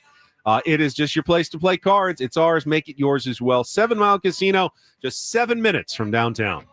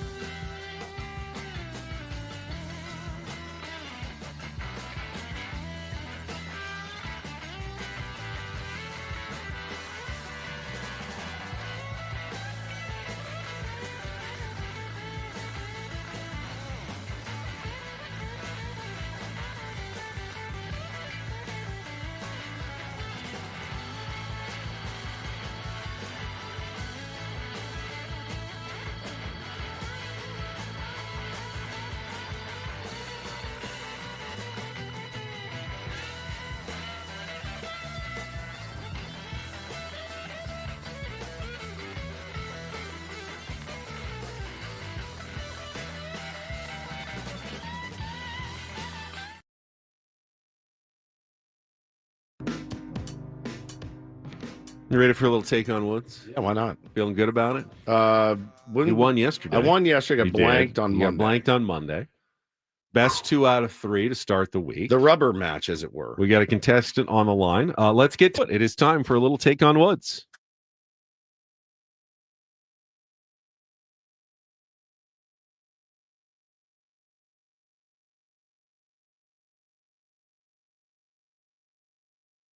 I think Joe was the first to get in. Joe, are you there? Yeah, I'm here. All right, Joe. Welcome to Take on Woods. You sound excited. Just nursing that loss from last night. All right, fair enough. I'm feeling it as well. All right, well, this will make you feel better. A chance to win a trip to Las Vegas. If you can beat or tie Woods, put you into the drawing for our grand prize, 2 tickets to Alanis Morissette at the Coliseum at Caesars Palace, a 2-night stay at the Flamingo Hotel and Casino, and a $100 gas card. You can see Ticketmaster.com to get your own Alanis Morissette tickets. All right, here are the categories today. We still have This Ends Tonight, 5 song titles ending in the word tonight. The End Is Now, 1970s edition, 5 song titles from the 70s that end in the word now. And our new category, Call Me Al, 5 song titles that begin with the letters A-L. So This Ends Tonight, The End Is Now, 1970s, or Call Me Al. Joe, what would you like to play? This Ends Tonight. This Ends Tonight. All right, as in each of today's 5 song titles ends with the word tonight. You'll go first, 60 seconds, 5 questions. You can pass. We'll come back to it if you have time left on the clock. First question is our 2-second song. Paulie will play the music. He's queuing it up now. You need to give me the song title, ending in tonight, and the artist to score that point. Joe, are you ready to play? Yeah, let's do it. All right, Paulie, you good to go? All right, let's put I'm ready. 60 seconds on the clock in the category This Ends Tonight. Joe, your time begins when Paul plays the music. Good luck. Let's take on Woods.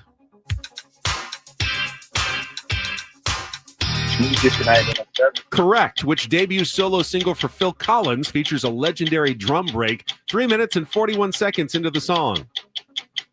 In the Air Tonight. Correct. Which 1978 hit by Eric Clapton was once voted one of the 10 most overplayed wedding songs of all time? Wonderful Tonight. Correct. KC and the Sunshine Band ask you to do a little dance and make a little love. In which funky 1975 hit? Get Down Tonight. Correct. Glenn Fry got Bob Seger on the phone to help come up with the chorus for which 1979 song that turned into the final #1 hit for the Eagles? Heartache Tonight. Oh, dang, Joe. That was a good performance. 5 for 5. And you are in for the drawing for Las Vegas. It just is up to Woods to see if it's a tie or an outright victory today. 5. Joe's a good player. He's understated. He's got that cool, calm demeanor. All right, Joe's score is locked in. You better be locked in as well. All right, let's put 60 seconds back on the clock. Woods does this without the category. Your time begins when Paul plays the music. Good luck, Woods. Let's take on Joe. It's In Excess. I'll come back to it. Which debut solo single for Phil Collins features... Need You Tonight. Sorry. Correct. Need You Which Tonight. debut solo single for Phil Collins features a legendary drum break, 3 minutes and 41 seconds. In the Air Tonight. Correct. Which 1978 hit by Eric Clapton was once... Wonderful Tonight. Correct. KC and the Sunshine Band ask you to do a little dance and make a little love, in which funky 1975 hit? Get Down Tonight. Correct. Glenn Fry got Bob Seger on the phone to help come up with the chorus for which 1979 song that turned into the final #1 hit for the Eagles? One of These Nights. No! Oh! It's not. No? And that is the difference as Joe wins at 5-4. Hold on. Gonna be a Heartache Tonight. Tonight. Not nights. Tonight. This Ends Tonight was the category. Joe was going to go into the drawing either way, but he gets the win 5-4 over Woods. A little, yet time. A little fast on that one. Would you think you would have... You thought about it, or do you think no? That was your answer. I think that was going to be my answer. That was going to be your answer. It was the final song when we saw the Eagles at the Sphere. Oh, was it? And we skipped out on it, so I blame my wife and kids. Yeah, one of my favorite Eagles. We songs. left. Heartache They're Tonight. both really Yeah. good songs, I really actually. like but I like One of These Nights a lot. Both good songs. I don't like this. Gonna be. I don't never like that one as much. I like One of These Nights. Damn it, mother. 5-4. It's a good game though. Good game. Slugfest. Joe, well done. Joe is an assassin. Yeah. He's just Got me. He's cold-blooded. He's a good player. Well though. done, Joe. Well done, Joe. Stay on the line, Paulie. I'll put you into the drawing for our trip to Las Vegas. All right, Sammy is off. I believe he's skiing. Yeah, up Flagstaff. Flagstaff, Arizona. I like that. Today on the day off for the San Diego Padres. But he's left us with a little present. Little nug for us. An interview with Jeremiah Estrada, Padres relief pitcher, the inventor of the chitter. We will hear from Jeremiah Estrada with Sammy Levitt when we come back with Ben and Woods on San Diego's #1 sports station, 97.3 The Fan.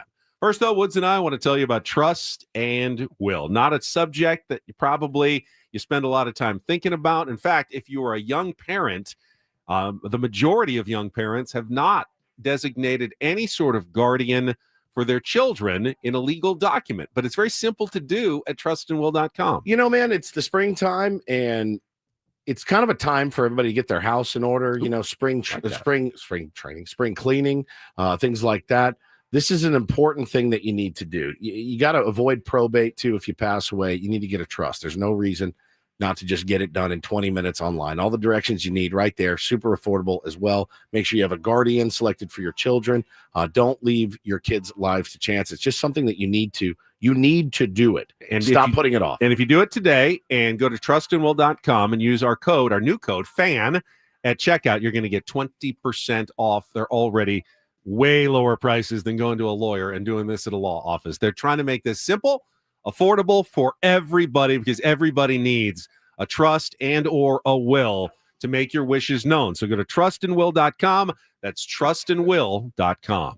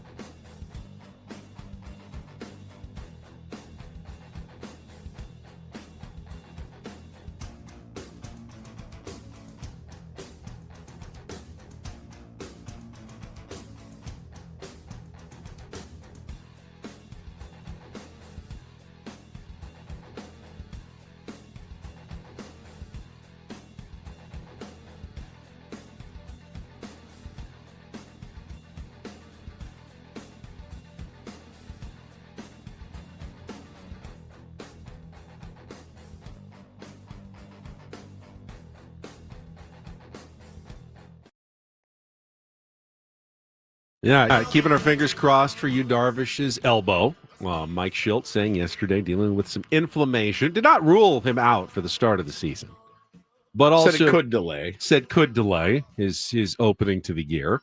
Did not confirm whether or not he would receive an MRI, but there was enough speaking around the question that I would tend to think that they probably are going to get some imaging. He said, well, the medical staff is going to make that determination and whether or not to tell you what's going on with you, Darvish, which I think was just kind of a way for him to avoid the question a little bit. Nothing inherently bad about getting an MRI. It just makes you think that they feel like it could be more serious. So we'll see, though. It's day off for the Padres today, so don't expect any updates until at least tomorrow. And they've got a night game tomorrow against the Texas Rangers. So it will be probably not until tomorrow afternoon that we hear anything new on you, Darvish, or any other injury updates for your San Diego Padres. With the day off, as we mentioned, Sammy Levitt is on his way to a Flagstaff for a little skiing today. A well-deserved bit of R&R here. I always forget that you can ski in Arizona. I forget about that entirely. Yeah, they got whole mountains and snow. Beautiful country up there for sure. But Sammy is not at the complex today, but he did get a chance to speak with Jeremiah Estrada from the Padres bullpen. Not one of the guys we were able to talk to when we were out there a little while ago. So let's bring it to you. Here's our Sam Levitt talking to Padres relief pitcher Jeremiah Estrada. Sam Levitt here of the Padres Radio Network in 97.3 The Fan, and right now I'm joined by Padres reliever Jeremiah Estrada. And Jeremiah, what a difference a year makes. I feel like last spring training got to know you a little bit. You were a new face inside the clubhouse, battling to make the team, and not only did you end up making the team, but you end up emerging as one of the top relievers for this Padres team in 2024. Let's talk about this past year. How would you sort of sum up what the experience has been like, both on and off the field? More than anything, it's just been a blessing. With my faith, I couldn't have done it without my Lord and Savior Jesus Christ. It was just like the fact of yet alone changing to a team that has a bunch of veterans, the staff, and yet alone just being close to home. Mm-hmm. But it's just kind of crazy to just think about what happened last year, but absolutely blessed to just be a part of this organization, to be a part of the team, to be surrounded by all the great guys that we have in the clubhouse. And just with my success last year, I just give all the thanks to just our catchers. Mm-hmm. I don't even think I shucked more than 10 times that entire year, and I think it's just the best thing to have is your relationship with your catchers and the trust that you could have, and I mean, they called the pitches, and if you guys did see me shake, it's probably because it's part of the sign, but all credit to them, man. They're just beasts out there, and they do what they can to make us do good. In your mind, because you mentioned catchers, what makes a really successful relationship between pitcher and catcher? Trust. That's the biggest thing, throughout the minors, throughout even high school. I think the number one as a pitcher is to have a relationship or to kind of have a sort of on the same page kind of mindset with the catcher yourself, because no one's going to know the game better than that guy. And as now being a reliever, coming in the back nine or the back end of the bullpen. You just go in there and be like, all right, what you're supposed to throw. But this guy knows how the game's going, and I'm just like full on, like whatever you got, bro, I'm in. I've never touched a button on my side, and I think that's the biggest part is just having faith and trust in that catch. And if things don't work out, all right, he got a hit off of it. Whatever, turn the guy, let's get the next guy. That's it. Jeremiah, off the field, we talk about last year and you showing up as a new face. Off the field, how has it changed for you? Just as far as the San Diego community, do you get recognized a lot more? How much has your life changed in the last year away from the baseball field? A lot.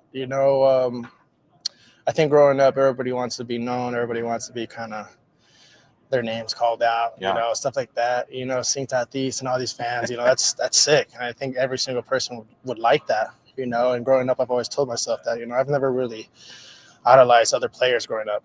I've always told myself I wanted to be a big leaguer, but never told myself I want to be just like that guy. I've always wanted to have my own version, and I'm kind of becoming what my version was as a kid. But it's crazy. You walk around and I'm just like, hey, that's Estrada. I'm like, you recognize me, like it's pretty weird, but beyond blessed and just grateful, my girlfriend and I, we love it, and sometimes we hate it because sometimes it could be a bit extreme. Right. But that's just part of it, you know. And I'm not ever disappointed in it, you know. And I love every single bit of it. And it's hard to say no to fans who just want autographs from me, you know, because I was a fan once. Jeremiah, when I think about last year, there were a lot of great moments, great images. But I'll tell you, one of the moments that really sticks in my mind is you breaking the strikeout record. Everybody cheering for you as you stood outside the dugout after a Padres win. I mean, it was really a remarkable moment and so cool to see you accomplish that during the offseason. Did you think about that 13 straight strikeout run and how special that was? Yeah, you know, I think that was the time to kind of enjoy it more. Yeah. You know, during the season, I think even just going into that, you know, the 10 strikeouts or whatever, it's just it's not really on my mind. Yeah. You know, every day is another day to kind of get the most important job of the day, which is to be dominant, right. which is to dominate and to get the win. Yeah. You know, to come in and do what I could do for the team. But towards the end of the year, it's kind of crazy when people bring it up and just like, how was it? How was it? I'm like, it's cool. You know, it's cool. You know, I was more focused on, you know, we got the win. And it's just honestly still hard to believe that that's honestly, I think, to me, it just feels like, you know, I did my job. Right. But to people, it's, you know, it's a history book. But like I said, you know, honestly, I give all credit due to where it's due to the catchers. It's just a blessing, you know. And to this day, you know, people show me the cards. I'm like, damn, it's crazy. Yeah. Like you come back from being a kid, always hoping for your card, and you know what? Now you have a card, but it's about you breaking a record. You know, and really to this day, I don't think I'll ever really forget that and cherish this moment. So we've talked about last season. We've talked about the off season. Now going into your second year in San Diego, obviously a lot of things contributed to your success. The chitter, maybe specifically, what was your goal this offseason and coming into this year? What were areas that you saw that still could use improvement? Honestly, I just kind of, you know, I don't know. You know, I want things to kind of be the same. Of course, there's always improvements. I think the idea of improvements was just to get more work in, more harder work in. You know, I took the sacrifice to just kind of not be home, my hometown, which is only 2 hours away. But I stood in San Diego and just got to work with the best training staff that we have and the strength coaches that we have. You know, just stood home, you know, and just wanted to just show them that I'm all into just the team for next year. You know, I don't take losing lightly as well. Yeah. You know, I always want to be I like to win, you know, and no matter what it is, you know, you and I can go out and race right now for 60 yards. And if you beat me, I'm going to be mad. So, but it's just kind of getting that competitive mindset, you know. At the end of the game, this game's like 80% mental, you know, and kind of just getting the game right, you know, getting, of course, I wanted to have a six-pack and all, but it's like, you know what, like I felt healthy last year. Yeah. That's the first year I've ever had that many innings. You know, I didn't want to really do too much. I wanted to take my time off, kind of get some rest in and, you know, just get ready for the next year and just get to work. You know, I think we've kept things the same and kind of just, I think at this point, the most thing that I'm worried about, which is how my career has been, is just healthiness. That's about it. You said you like to win. Obviously, it was a terrific regular season for you, terrific regular season for the team. I know the ending of last year was not what this group collectively wanted, obviously, with how it ended. What sort of impact did that have on you last year, the way things ended in your mindset heading into this year? Kind of just felt like a right hook, you know. It's an expectation that you kind of feel like the team was there, that was the team to win it. Yeah. You know, but you know, of course, at the end of the day, it's just baseball. You know, some things are going to happen. You know, it could be pitching cannot work or hitting cannot work. At the end of the day, it's either or. You know, they had a good, you know, they beat us at the game. You know, and unfortunately, it was who it was. You know, and me growing up liking that team, now I despise that team. So now I hate it. And like I think that just created more of like, I'm not gonna lie, this offseason, if I'm working out and most of that kind of like, okay, you know, everybody's got that lazy day, you know, like I don't want to wake up at 8 o'clock in the morning. I just watch a video of them winning, a video of them talking after and using that as, all right, I'll see you next year. Right? You know, like kind of just like that, you know, because like it's the same thing as like, you know, I lost a CIF high school championship, you know, and from there on, it's always been like, at some point I'll get my revenge. At some point I'll get my revenge because I'm big on revenge. I'm big on sports wise. Sports wise, you football, you laid me out, I'm gonna lay you out and make sure you don't get up. That's how I was. But I think we're all like that. We're all hungry right now to kind of get our revenge back, to just be dominant again this year. And we got our chip on our shoulder right now, and we're ready to go to war. Jeremiah, it's been wonderful to watch your journey over the last year or so. Good luck with everything this coming season, and we'll be sure to catch up with you during the course of the year. Thanks so much. Thank you. I appreciate it. Reformed Dodgers fan Jeremiah Estrada with Sammy Levitt. We've had a few tier ones who said they used to be Dodgers fans and they've joined the Padres family. Sure.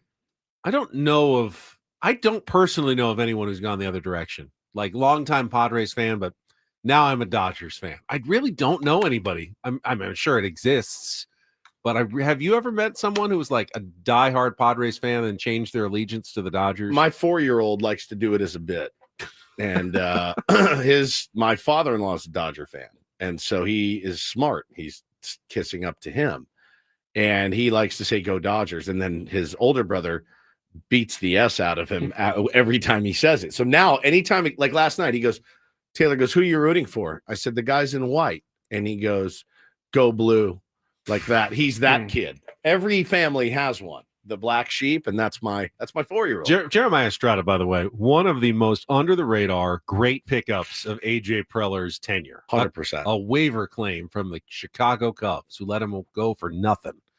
And the Padres pick up a key member of their bullpen. Speaking of pickups, had a couple of notable names actually signed yesterday, very late in spring training. We can get to that baseball news after a check of traffic here on 97.3 The Fan. From the 855 Get Ross Traffic Center, protecting San Diego after accidents or injury, here's Kelly Danick. Traffic is sponsored by Hamul Casino. Got a collision now on southbound 5, right before the 805 split. Those vehicles are in the center divide. Then up ahead, south 805, an accident turn from lanes near Mira Mesa Boulevard.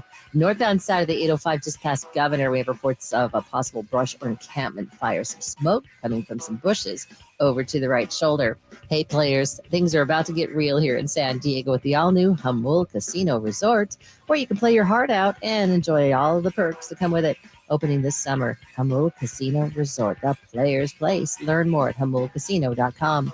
And Kelly Danick with Ben and Woods, San Diego's #1 sports station, 97.3 The Fan. The Texas Rangers dealing with a couple of injuries to their pitching staff. Not Jacob deGrom for once. He actually is healthy. This is John Gray, who's on the 60-day injured list, and Cody Bradford, lefty, was shut down and will start the season on the injured list. They needed another starter, so yesterday they signed veteran left-hander Patrick Corbin to a 1-year contract.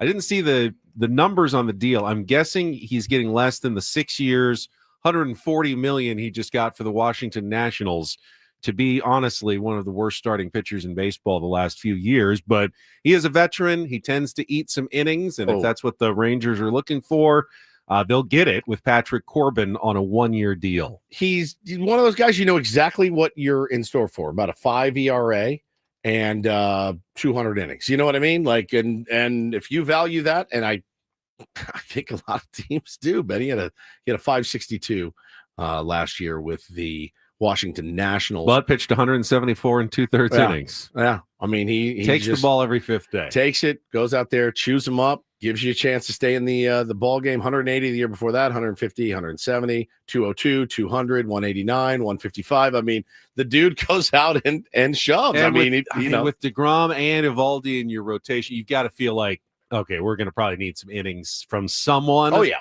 Even if they're not the most quality of innings, they're taking it with Patrick Corbin. So it's a guy we talked about, as the Padres were looking for another starter. They landed on Nick Pivetta, which is obviously was more expensive, but an upgrade, but not someone that I was totally opposed to at least discussing. I can't get my head around the Texas Rangers yet. I just can't. I like them, but there's so many unknowns on that team. And I like, they won the World Series, or they were, they won the World Series a couple of years ago. Had that down year. I fully expect them to compete in that division. The Astros kind of aren't what they were.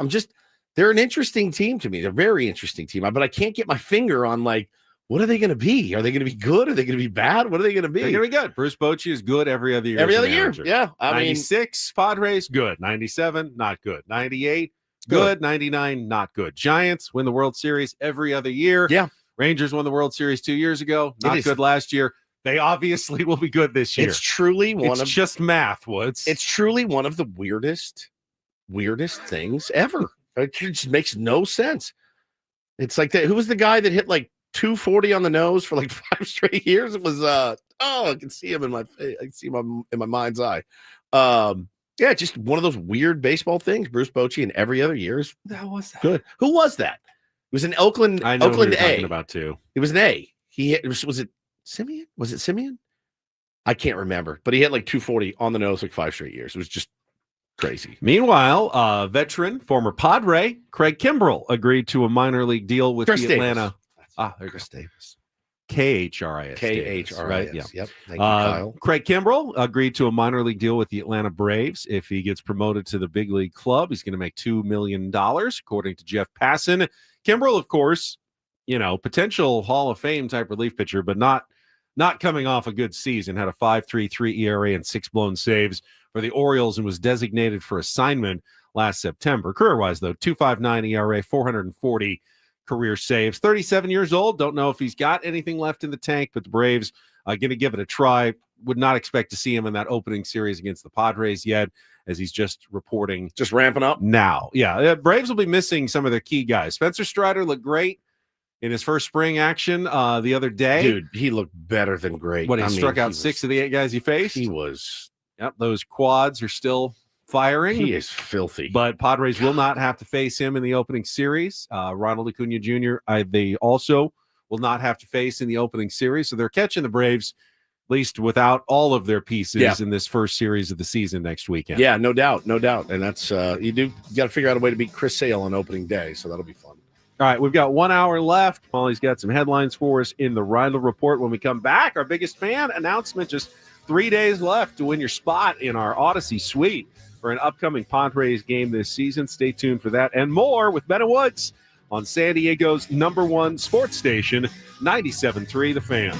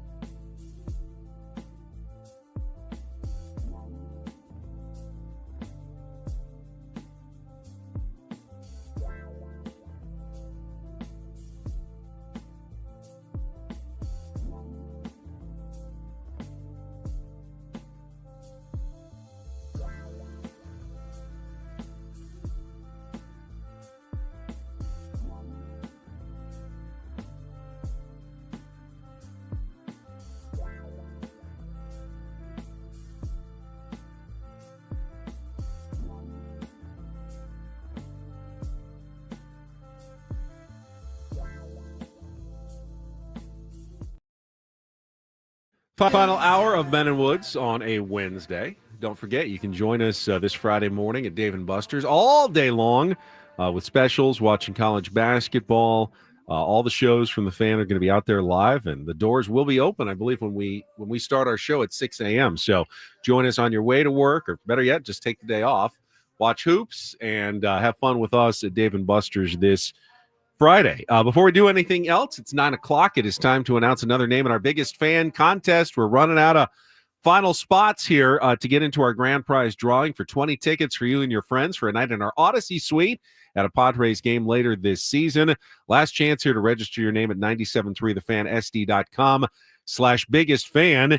The next name I say will have 10 minutes to call us at 833-288-0973 to qualify for our drawing. And today's biggest fan is Fernando Sandoval from National City. Fernando Sandoval from National City, you're up. 833-288-0973. Good luck from everybody here at the Fan.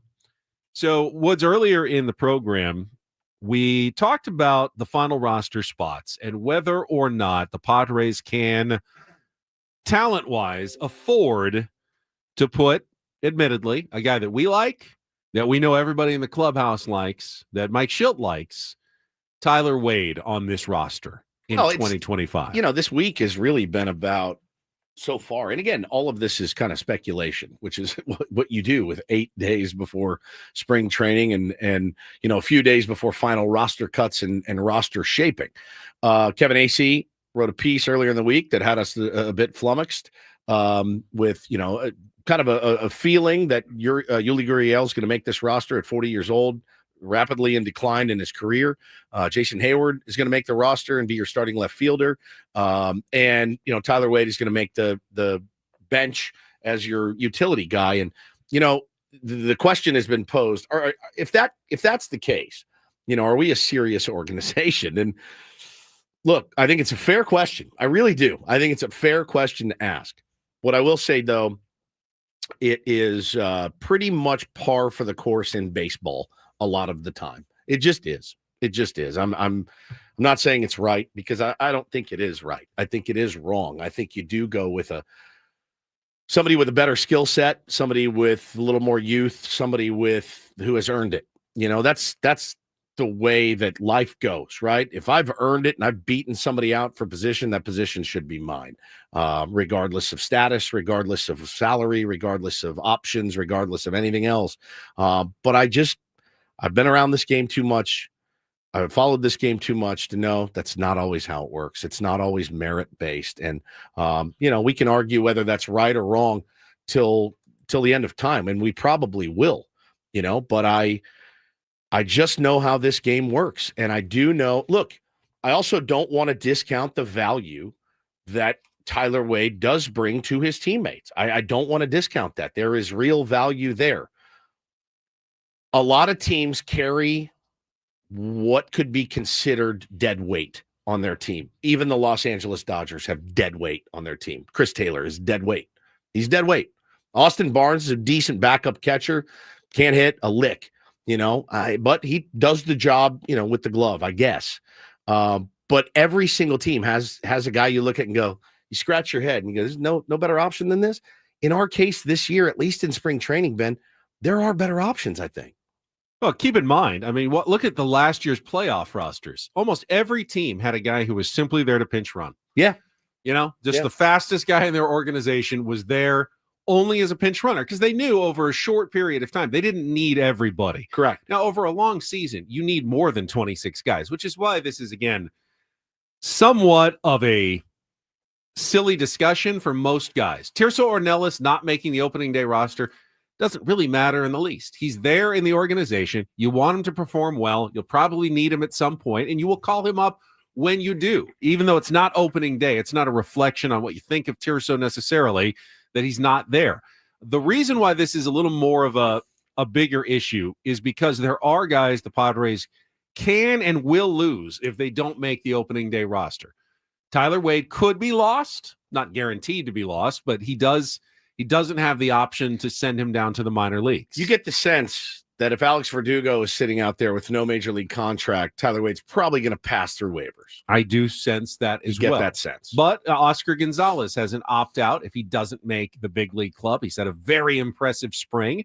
Are you willing to risk that and try to send him to the minors, talk him into, hey, be patient. We will need you at some point. He knows he's competing with Tirso for a promotion as well. Yeah. If I'm Oscar Gonzalez, I just had a huge spring. And the Padres say, we love you. We want you to go down to El Paso, keep hitting. You'll probably be back up. Could be in a day, could be in a week. Be in a month, yeah. But I'm Oscar, and I go, well, what if I go to El Paso? And I suck. I have a bad week. And now you don't call me up, and now no one else is interested in me. I bet there are teams interested in me right now. I'm thinking I'm opting out and taking my chances with another team that needs an outfielder on their roster immediately. Yep. So I think you could lose him. And if you lose him in favor of Tyler Wade, I think that could be something you regret in the long run. You've got Jose Iglesias as a backup infielder. He can play all around the diamond. You can have Brandon Lockridge potentially as your fast pinch runner, outfield utility guy at the end of the roster. If I'm saving a spot for someone, I think Gavin Sheets is making this team. I kind of want to see Oscar Gonzalez. I kind of do too. On the big league club. I kind of do too, man. The barrels, the exit velo, all the things that are so attractive and that you just don't get with Tyler Wade. The right-handed power bat that he can be, gap to gap power, like that's something that you look at and say, and he's done it right. on the big league level. Yeah, and he's done it on the big league level. Now, did he disappear the last 2 years? Yes, but guys find it again. Like, I think Gavin Sheets may have found it again. As for the Yuli Gurriel discussion, I'm skeptical. Are you being swayed? Oh, I thought you were going to say you're starting to lean towards. No, I'll give you both arguments here. I think you always want to try to cultivate your younger talent. Keep that pipeline going. Dream on some of the young guys. There's nothing to dream on as a fan with Yuli Gurriel. Yeah. His best possible season is simply a competent pinch hitting spot starter at first base, DH a little bit. And bats somewhere probably in the 200s and contributes as a veteran should to a team like this. It's not that sexy what he could possibly bring you. You can dream on bigger things of guys that you haven't seen on the big league level because you just don't know. But the reality is older teams tend to be the better teams in baseball. I got a list here. I know it sounds like, why'd you want a bunch of old guys on your team? I have a list. It was just sent to me this morning. The oldest teams in Major League Baseball going into the season. Any idea who the oldest team in Major League Baseball is? Dodgers. The Los Angeles Dodgers. Average age 31 years, 2 months, I feel like 26 they often days. are. Aren't Yeah, they? yeah. After that, in the top 10, you find the Rangers, Cubs, Padres at number 4, Blue Jays, Phillies, Mets, Braves, Astros, Red Sox, Good-ass Diamondbacks, Orioles. Some good-ass teams. The Orioles are old? They're the 12th oldest. I mean, we're getting down the list. You know who the youngest teams are? Marlins, Nationals, Cardinals, Athletics, Guardians, Rays. I mean, it's not a guarantee that you're a good team if you're old, and it's not a guarantee you're a bad team if you're young, but that's a pretty clear separation. Yeah. Teams with veteran players, experienced players tend to be the better teams in baseball. They're also the ones that are willing to spend more because older players are more expensive. They're not young, controllable players. You got to spend for them. So those are the teams that tend to spend more on the rest of their roster. They have older players on the team. I'm going to throw a first baseman's mitt at Oscar Gonzalez. That's what I'm going to do. Here you go. Guess what? Guess what position you're learning? You are going to play first base. Tell him, Wash. It's easy. It's easy. It's incredibly hard. Anything worth having is. Yeah, it's exactly right. Yeah, it's exactly right. I can teach you. It's easy. I'm throwing him a first baseman's mitt and saying, you're my right-handed, platoon guy at first base. You're not going to platoon Luis Arraez. Luis Arraez is going to be a good first baseman this year. Really? Yeah, or at least average defensively. Yep. He looked good in the playoffs last year. I'm okay with Arraez out there. He really did pick it in the playoffs. He did. It was really weird. It was it happens. Nick Castellanos turned into like the greatest right fielder of all time in that playoffs a couple of years ago. Guy couldn't catch a fly ball throughout the course of the season. But no, I'm going to throw him a first baseman's mitt. And yeah, man, look, the thing is we're getting all worked up. I've seen this argument by Padres fans see, they look, why are we going to essentially run the risk of throwing away games early in the season to see if guys like Hayward and Gurriel have anything in the tank? Now, there's no guarantee that they're going to throw away games, right? There's no guarantee. Guys could come out and play okay. For me, what it boils down to with this lineup, as it always does, I was talking to name drop. I'm about to name drop everybody. Do it. About to. I was talking to Jake Peavy the other day. Oh, it's no big deal. Nice. Yep. Like physically talking to him. Yeah, on the phone. Nice. Called me. He called you. I almost soiled myself. Wow. I was talking to our buddy Travis on the phone about Little League. Go figure. Evie, Jake. And he. Did you put Jake on hold? Hey, no. I got to get through this other call. This is wild, though. So I'm talking to Travis about Little League. Travis is in the middle of telling me a story. My phone rings. I'm like, who's this? I go, oh my God. I gotta go. He's like, whoa. I was like, Jake Peavy's calling me. He's never called me ever. But we're talking about some things. So he called me and we started talking about the Padres. And I said, give me your thoughts. And he essentially said, he goes, man, it's no different. Stars got to be stars. That's it. Xander's got to play well. Manny's got to play well. Towdy's got to play well. Crody's got to play well. These guys got to hit. Arai's got to play well. Like, we can't get all uptight and worried about our left fielder and whether it's Jason Hayward or Oscar Gonzalez. He's like, those guys at the top of the order, they're going to have to carry your team. Just like Mookie and Shohei and Freddie. Dodger fans aren't really worried right now about, hey, man, what's Andy Pages going to provide in center field? They're not.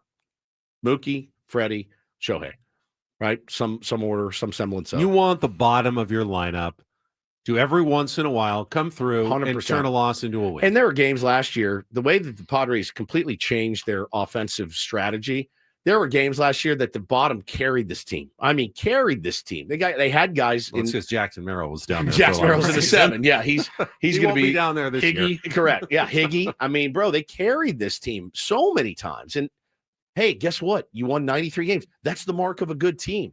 I think where, you do get a little nervous. Like, man, does Jason Hayward have anything left in the tank? Does Yuli Gurriel have anything left in the tank? Hayward actually scares me a little more than Yuli because, as you just mentioned, you kind of foresee the role for Yuli as like maybe a pinch hitter, maybe a spot start here or there. Jason Hayward, they're talking about being your everyday left fielder. Let me tell you, the last team that tried Jason Hayward as an everyday outfielder, the Dodgers. It didn't work out, and they cut him after 2 months. They went on to win the World Series. That's true. So that's true.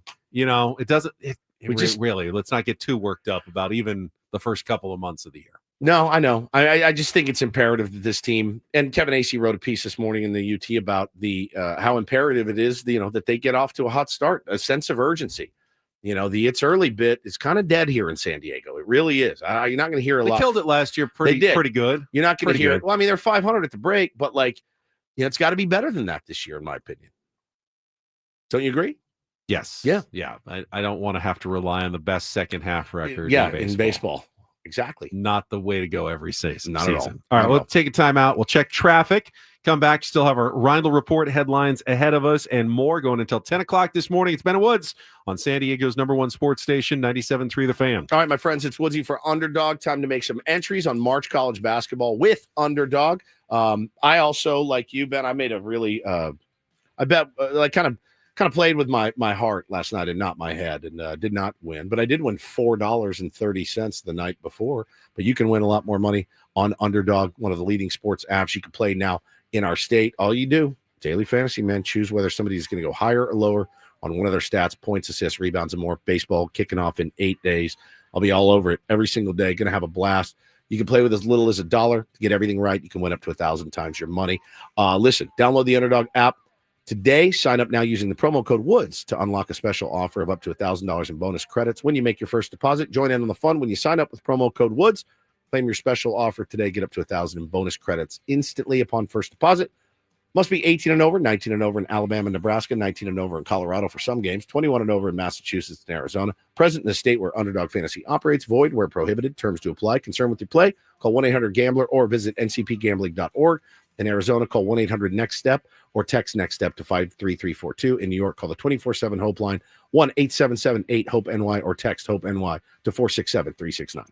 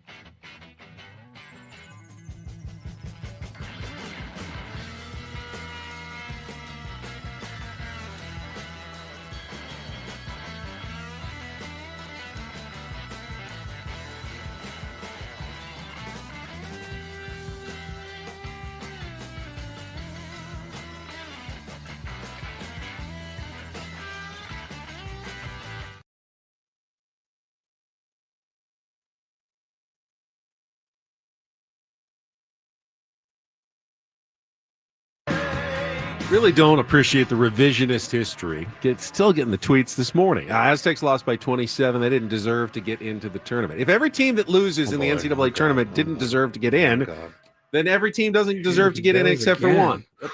That's not how it works. It's over. Not how it works. It's all good. It's over. They retool, reshape, get back. Next year, it's all good. Be all right. Is it the worst thing that I try to set realistic expectations for my teams? Yes, it is. Yeah. People are so mad about that. I know. Listen, let them get it off their chest. I got called the participation trophy king this morning on social media. I just got lightheaded myself. You're all right. It's okay. That was a tough one. I think quietly there's more fans like me. The loud ones tend to be more the opposite of me, a bit more demanding, but I can actually be okay with just a good season. I don't need, can't have the most excellent team every single year. That's just never how it's going to work. It's March sadness for you right now. Yeah. I was worried about you last night. Once you weren't, it's weird. I wasn't as worked up as I got half the regular season games. Well, yeah, because it was over after like 15 minutes. I mean, it was over. Yeah, you don't even get. You don't care. I just moved quickly on through sadness right into acceptance. I mean, the stages of grief. It's actually the better way. As fast as I have ever had at the end of a season. It's like boom, boom, boom, boom. I'm telling you, it's the better way. It really is. It doesn't matter the sport you love. Doesn't matter the sport you're most passionate about.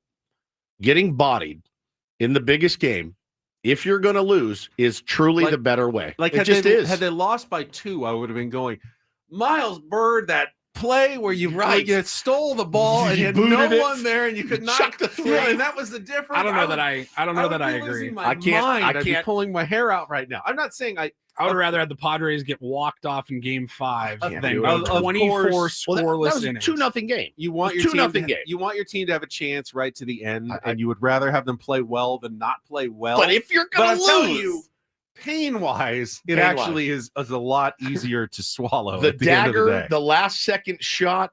The walk-off home run, up a run in the 9th, and they hit a 2-run homer. The worst would have been if they came back last night. Not like from the beginning, they were neck and neck, trading leads or whatever. You can lose those games. Correct. You're down damn near 40 points. If they were to, down 30, come Cut back to 7 and get within a shot or two, like that would have really hurt. Does it strike you? And I don't think Dutch was trying to make excuses, but is there any validity? San Diego State did not get to practice once. Then come on. Between finding out who they were playing. They did not. They literally had no practices in a gym. This is why. North Carolina did. This is why you get roasted. No, I'm just asking the question. Does it matter? Does that matter that they didn't get a chance to practice because of how it went down? Didn't North Carolina had less time? North Carolina practiced on Monday, and because they didn't have to go as far, so they had a full practice Monday morning. Put in their game plan for San Diego State. San Diego State got 2 extra days because North Carolina played into their conference championship. Right. But they didn't know they were playing North Carolina for those 2 extra days. It's not, you can't just dismiss it as potentially being impactful in the game. Now, Dutch said, hey, we thought we had a good game plan. Turns out we didn't. He said, I thought our game plan was good. Didn't work out at all the way we thought it was going to work out. I know less than nothing about quote unquote installing a game plan. Less than nothing. Less. You couldn't know less than I do about installing a game plan. I do know this. Whatever it was you installed was not good in the slightest. I did long range threes, chucking shots. Yeah, offensively was ugly. I think what surprised me though was defensively. They gave up 47 in the first half. That's the most they had given up in a half all season long. And then they gave up 48 in the second half, which was the most they had given up in a half all season long. For a program that rests itself on defense, what happened?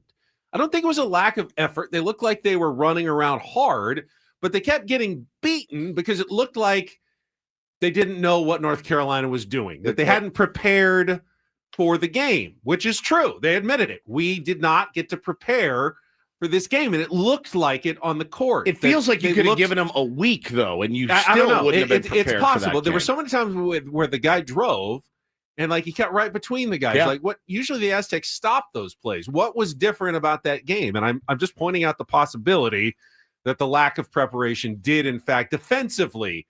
I think offensively they were just bad. They were really never a good team. Jocelyn says, you're in mourning. You need to let it out. It's true. You got to get it out of your system.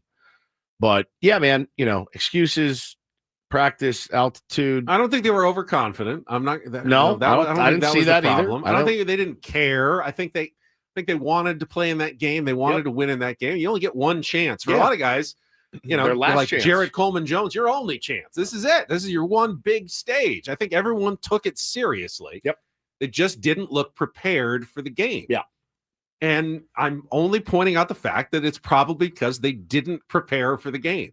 It's also probably the fact that North Carolina played out of their minds. That's also true. Out of their minds. Yeah, if that game was scheduled for Friday, I mean, bro, the way they played last night, no one's beating them. I mean, I do think that a lot of San Diego State's success, they rarely have, when they're going up against big time teams, they rarely have the most talented player. Right. But they have they hustle, they they have work. a really good coach, a really good scheme, and they play really well together as a team. They're usually the more prepared team. Adam, when it just comes down to who's the most talented basketball players on the floor, though, it's not a good combination for San Diego State. Adam said this. He nailed it. The Sharks in Vegas know what they were doing. We were panicking all afternoon because we locked in our bet. I locked in my Aztecs bet at 4, and the line went up, and the money line went up, way up, like closer to game time. What the hell do they know? And man, I mean, I lost my shirt on the Aztecs last Rod night. said SDSU did not want to shoot the ball. It was the only the TV shoot the ball. Of course they didn't. Every time they shot it, it didn't even come close to going in the basket. No one wanted to shoot the basketball because they were all feeling like that would be a selfish thing for me to do. My shot's not going in. So let me try to get it to a teammate who then took it and goes, you know what? I'm not going to shoot this because my shot's not going in. I'm going to give it to someone else. And they just kept giving it around because none of them felt confident about their shot last night. Yeah, no, and for good reason. It's some of the ugliest shooting I've seen. The shot selection was terrible. The way North Carolina played defense in the paint too, they could not get a look. They just couldn't get a look. Everything was forced. Everything was ugly. And they also didn't have that guy that they could turn to say, "Hey man, we need 30 from you. We need 25 from you."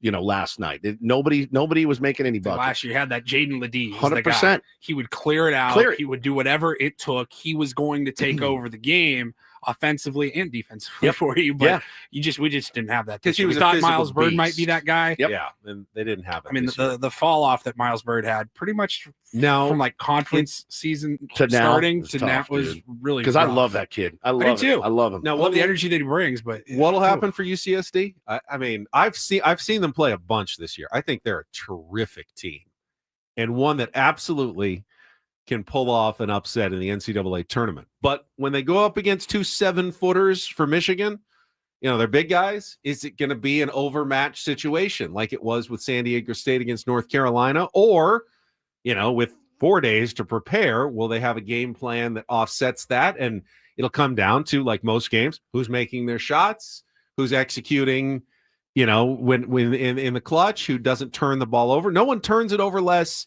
and forces more turnovers in the country than UCSD. That's a recipe for success. Sure. Good shooting, 3-point team. I mean, those are the things that make you win games in March. Also, though, it's March, and that's the real deal. Like this is the biggest game, obviously, that they've played ever. So this is a whole different ball game. Michigan, Ben, a little more seasoned, I would imagine, than UCSD. So I'm fully. I mean, NCAA wise, way more. Yep. In terms of play, the UCSD guys have played so much basketball. They're all seniors. Yep, They've all started at their D2 teams for years. They have 6 guys who have over 1,000 points in their career. It's nuts. There's no team in basketball, in college basketball, that has more playing experience than UCSD. How about does. tourney experience? But tourney, none at all. Yep. So it's totally different ball game.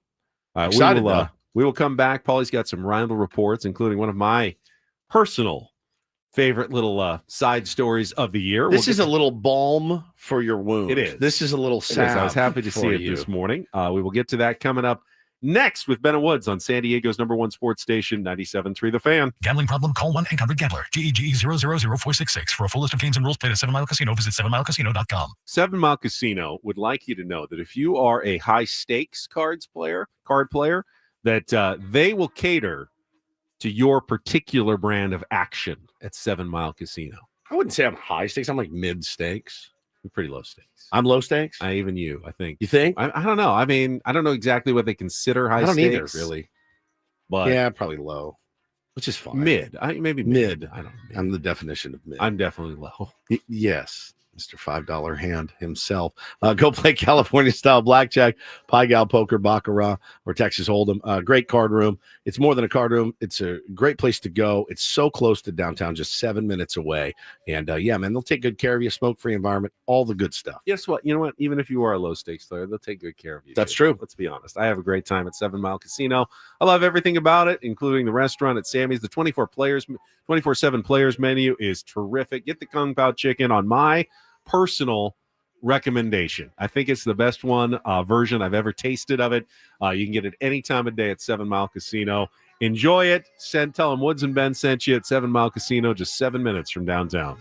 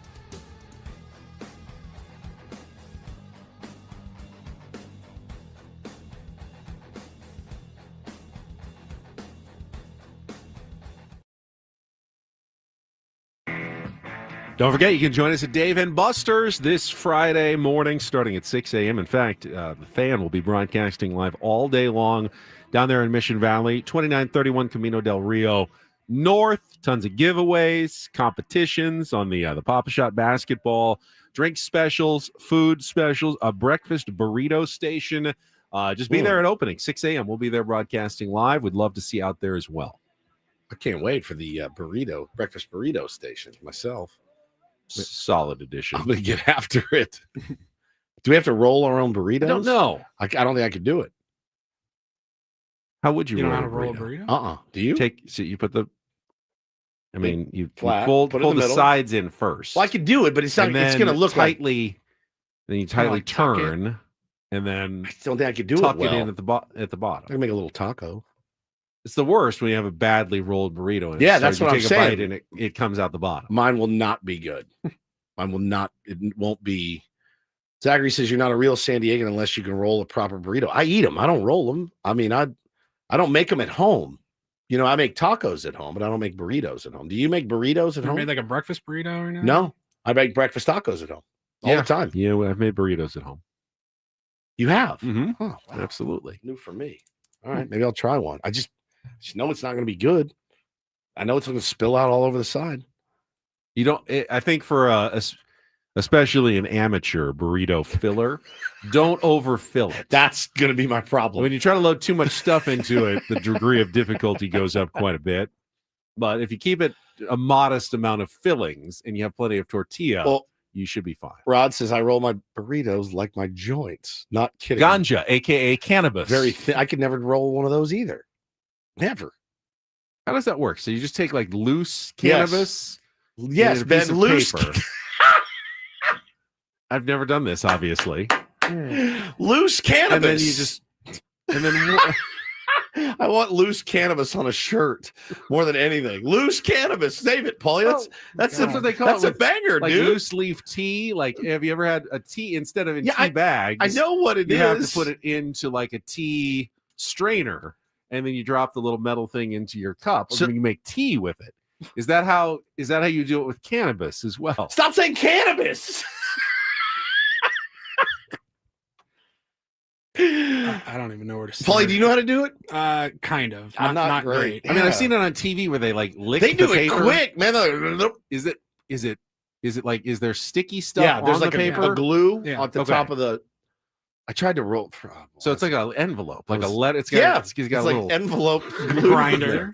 But then it gets you can't lick like It's has so to be small, very. though. It's very thin. You have to. And then if you don't want it all wet and stuff, for a time, I can't deny this. I've told you about my phases that I got in. Scotch woods, wine woods. These are real phases I got into for a moment. Roll your own cigarettes, Woods. Roll your own cigarettes, bro. So loose leaf tobacco. You want to talk about an absolute train wreck. Just loose and wet. Big flame, like it would spark up real big at the front. I was like, "Oh, this is so good! Look at me, I'm a real cowboy." And then you're so invested, even if it's crap, you're gonna say it was great. Yeah, it's so stupid. Lasted about 3 days, dude. Rolling my own cigarettes. We should do a contest to see who can roll. I don't think I could do anything. It's so small. I have to be a surgeon to do that. Yeah, big loose hands. cannabis. Yes. Say it again, clean.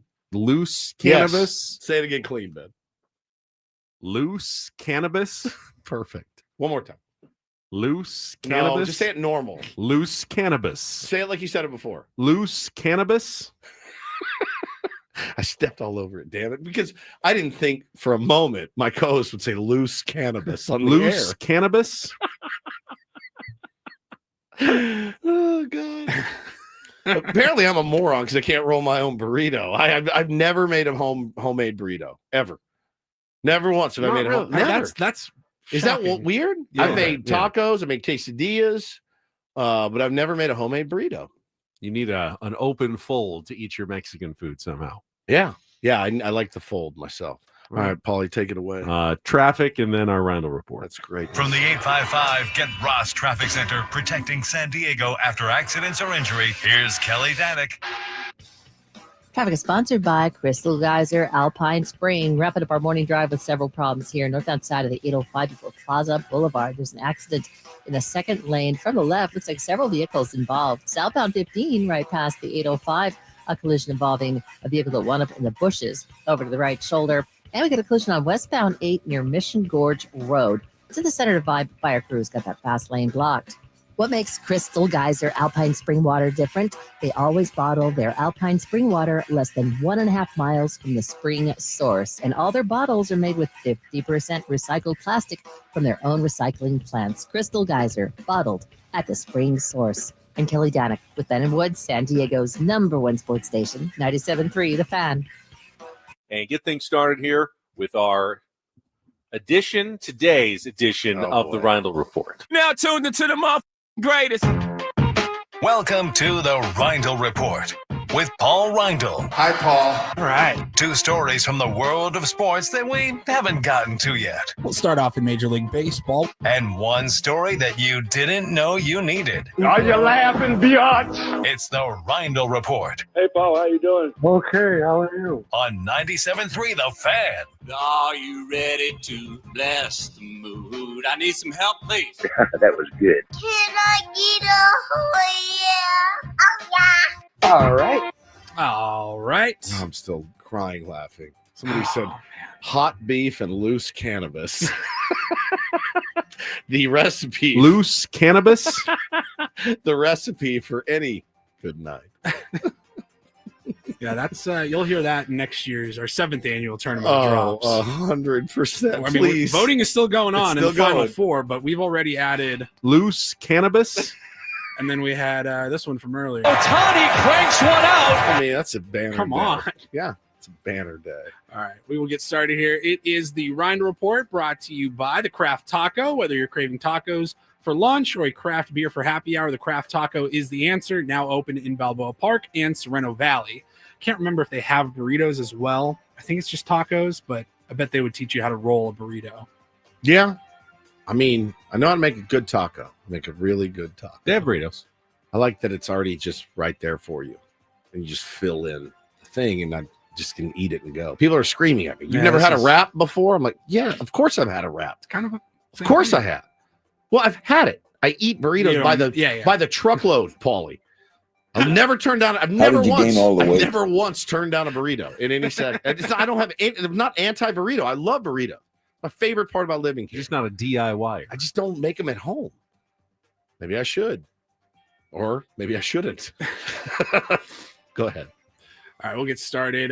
You sent this over to me this morning. Ooh, this is spicy. And this was so spicy. Some Dodgers drama. Oh. It was so spicy that apparently local radio up in LA actually talked about the Dodgers. Wow. That is insane. They actually talked about this. So this was from, it looks like a Facebook post. Yeah. Or, yeah, Facebook. Yeah. To official Dodgers Nation. And this woman, Carrie Thornton, says, I'm posting here so all Dodger fans are aware.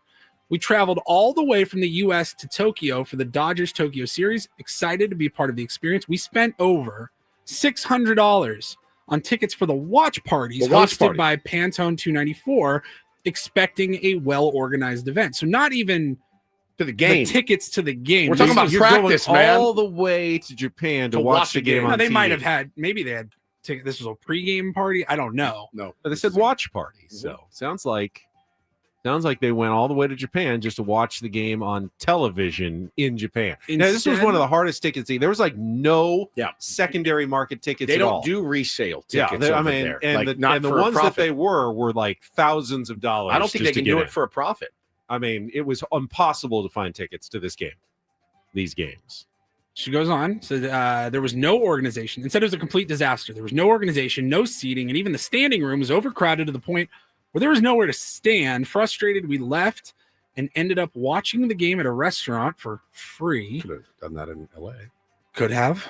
After looking into it, it seems the owners of the group, the owner the owner of the group, Alex, is one guy, runs the fan supporter group, was at the game behind home plate, which is likely where our money went. Can you own a fan group? Who owns like the Madres? I don't know. They Like probably have like a chairman. I don't know. It's the owner, chairperson. Okay.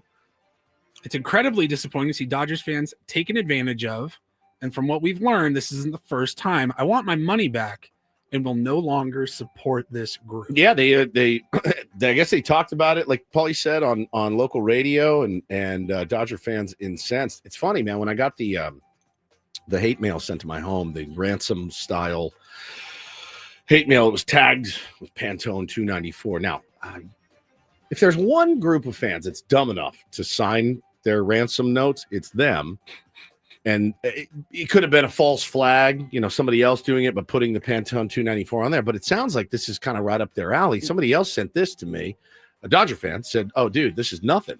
When they tried to profit off Kobe's death, they dropped new merch 2 days later. And this was their response to the blowback. Ready for this?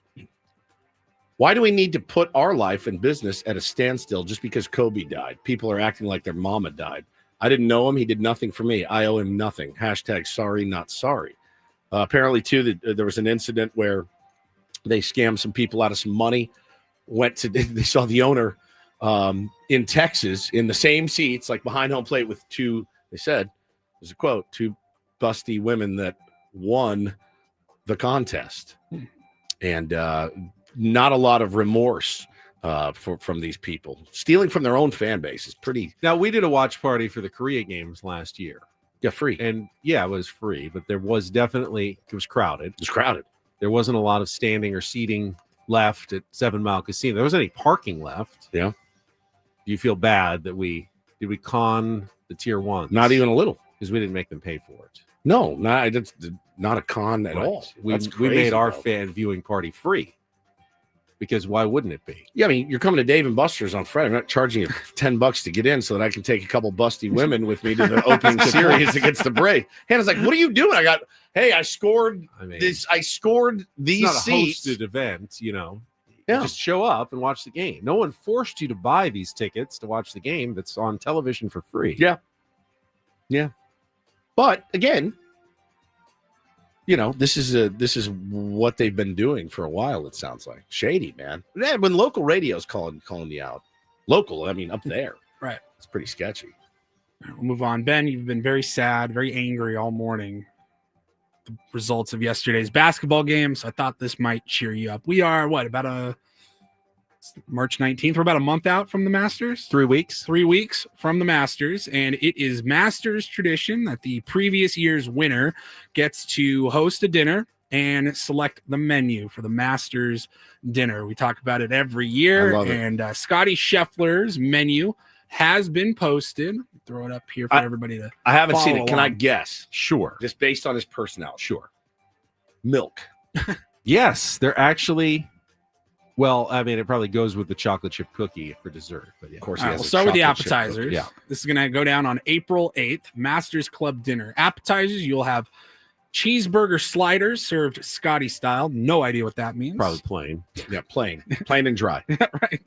Well, at least there's a cheese. It's not a burger. It's a cheeseburger. Yeah. Firecracker shrimp, American cheese. sweet Thai chili, and sriracha mayo. Yeah, that's fried shrimp. Spicy for him. Papa Chef's meatball and ravioli bites, pecorino cheese, tomato basil sauce. So here's the irony here. Remember why Scotty Scheffler missed the first month of the season. He was making his own ravioli and cut his hand trying to cut the ravioli, and that's why he was out for a month. Right. That's right. So I didn't know it was ravioli. Yeah, well, he was using the wine glass to try to cut the ravioli. Remember, I told you this. So he had the upside down wine glass to cut the circles with the yes. And he pushed down on the stem, and it broke and went right through his hand. Gnarly, dude. Apparently, a fairly common injury of people who try to do that. Don't do that. Okay, you don't want to do that. Okay, and then we are moving on to the first course is Texas style chili with cheddar cheese, jalapenos, and corn chips. That's a Frito pie, my friend. That is yummy. Frito pie. Your main course is your choice of a wood-fired cowboy ribeye or blackened redfish. You're going to get some family style macaroni and cheese, jalapeno creamed corn, soy glazed Brussels sprouts, and chipotle lime roasted sweet potatoes. And then for dessert, the chocolate chip skillet cookie. Somebody said in the chat, Tim said Cheesecake Factory vibes. Yeah, 100%. Very big. And by the way, I get Texas is beef country, but we got beef sliders, beef meatballs, beef chili, and steak for dinner. What about hot beef? That's a lot of hot beef. That's a lot on of Scotty Scheffler's menu. Hot beef. It's actually almost the exact same menu as he served 2 years ago, except he put in chili instead of tortilla soup. And pretty much everything. And he added the ravioli. I can't say anything. Mine would be as basic as it gets to. I can't say a word. Mine would look fairly similar. We do it every year. Yeah. What would your menu? I'm not turning that down. God, no. That sounds good. Not turning it down at all. I'm not trying to make people eat a bunch of stuff they probably don't want to eat either. You know what I mean? I'm not going to get fancy. I'm going to get pretty basic. Keep it basic. This isn't Jose Maria Olazabal serving paella to everybody. Right, which is good. Paella is yummy, but yeah, man. Did I just say yummy? Sure did. Yummy. Sure did. This is not yummy. Tell little kids. Wrap it up here. A parking spot in Boston. You can rent out, lease, buy parking spots in major cities. And there is a parking spot in Boston, one single parking spot inside of a garage that just hit the market, and it is going for $750,000. For how long? Like forever? Forever. A year until you die? I believe it is yours. You own it until you sell it. Yeah. The same spot sold 2 years ago for $500,000. Jeez, dude. It's in a neighborhood called Beacon Hill, which apparently is an upscale famous Boston neighborhood. And it's around the corner from Boston Common, and it's right next to the famous Cheers bar. But it's not even near Fenway where you can get a park for Red Sox games for free and stuff. It's not even just the $750,000. It's actually more, because with the spot you get a $400 a month hit for fees, and then you also have to pay $291 a month in property taxes. Good God, dude! For your park, tiny little slice of heaven. I mean, asphalt, bro. For $750, I'd sleep there. Fortune Have your magazine, friends over, bring a card table. Fortune magazine wrote about it. They said the average home in the United States costs just over $400,000. And one parking spot in Boston is about double that. Well, that's it. Hello. Good show, guys. 2 new Tournament of Drops entries for next year. Definitely a good show. That's a dub. All right, we will be back tomorrow morning. Braden's coming up next. Thanks for joining us, everybody. Paul Reindl's the executive producer of the program. For Stephen Woods, I'm Ben Higgins. Have a great rest of your Wednesday from all of us here at San Diego's #1 sports station, 97.3 The Fan. So long, everybody.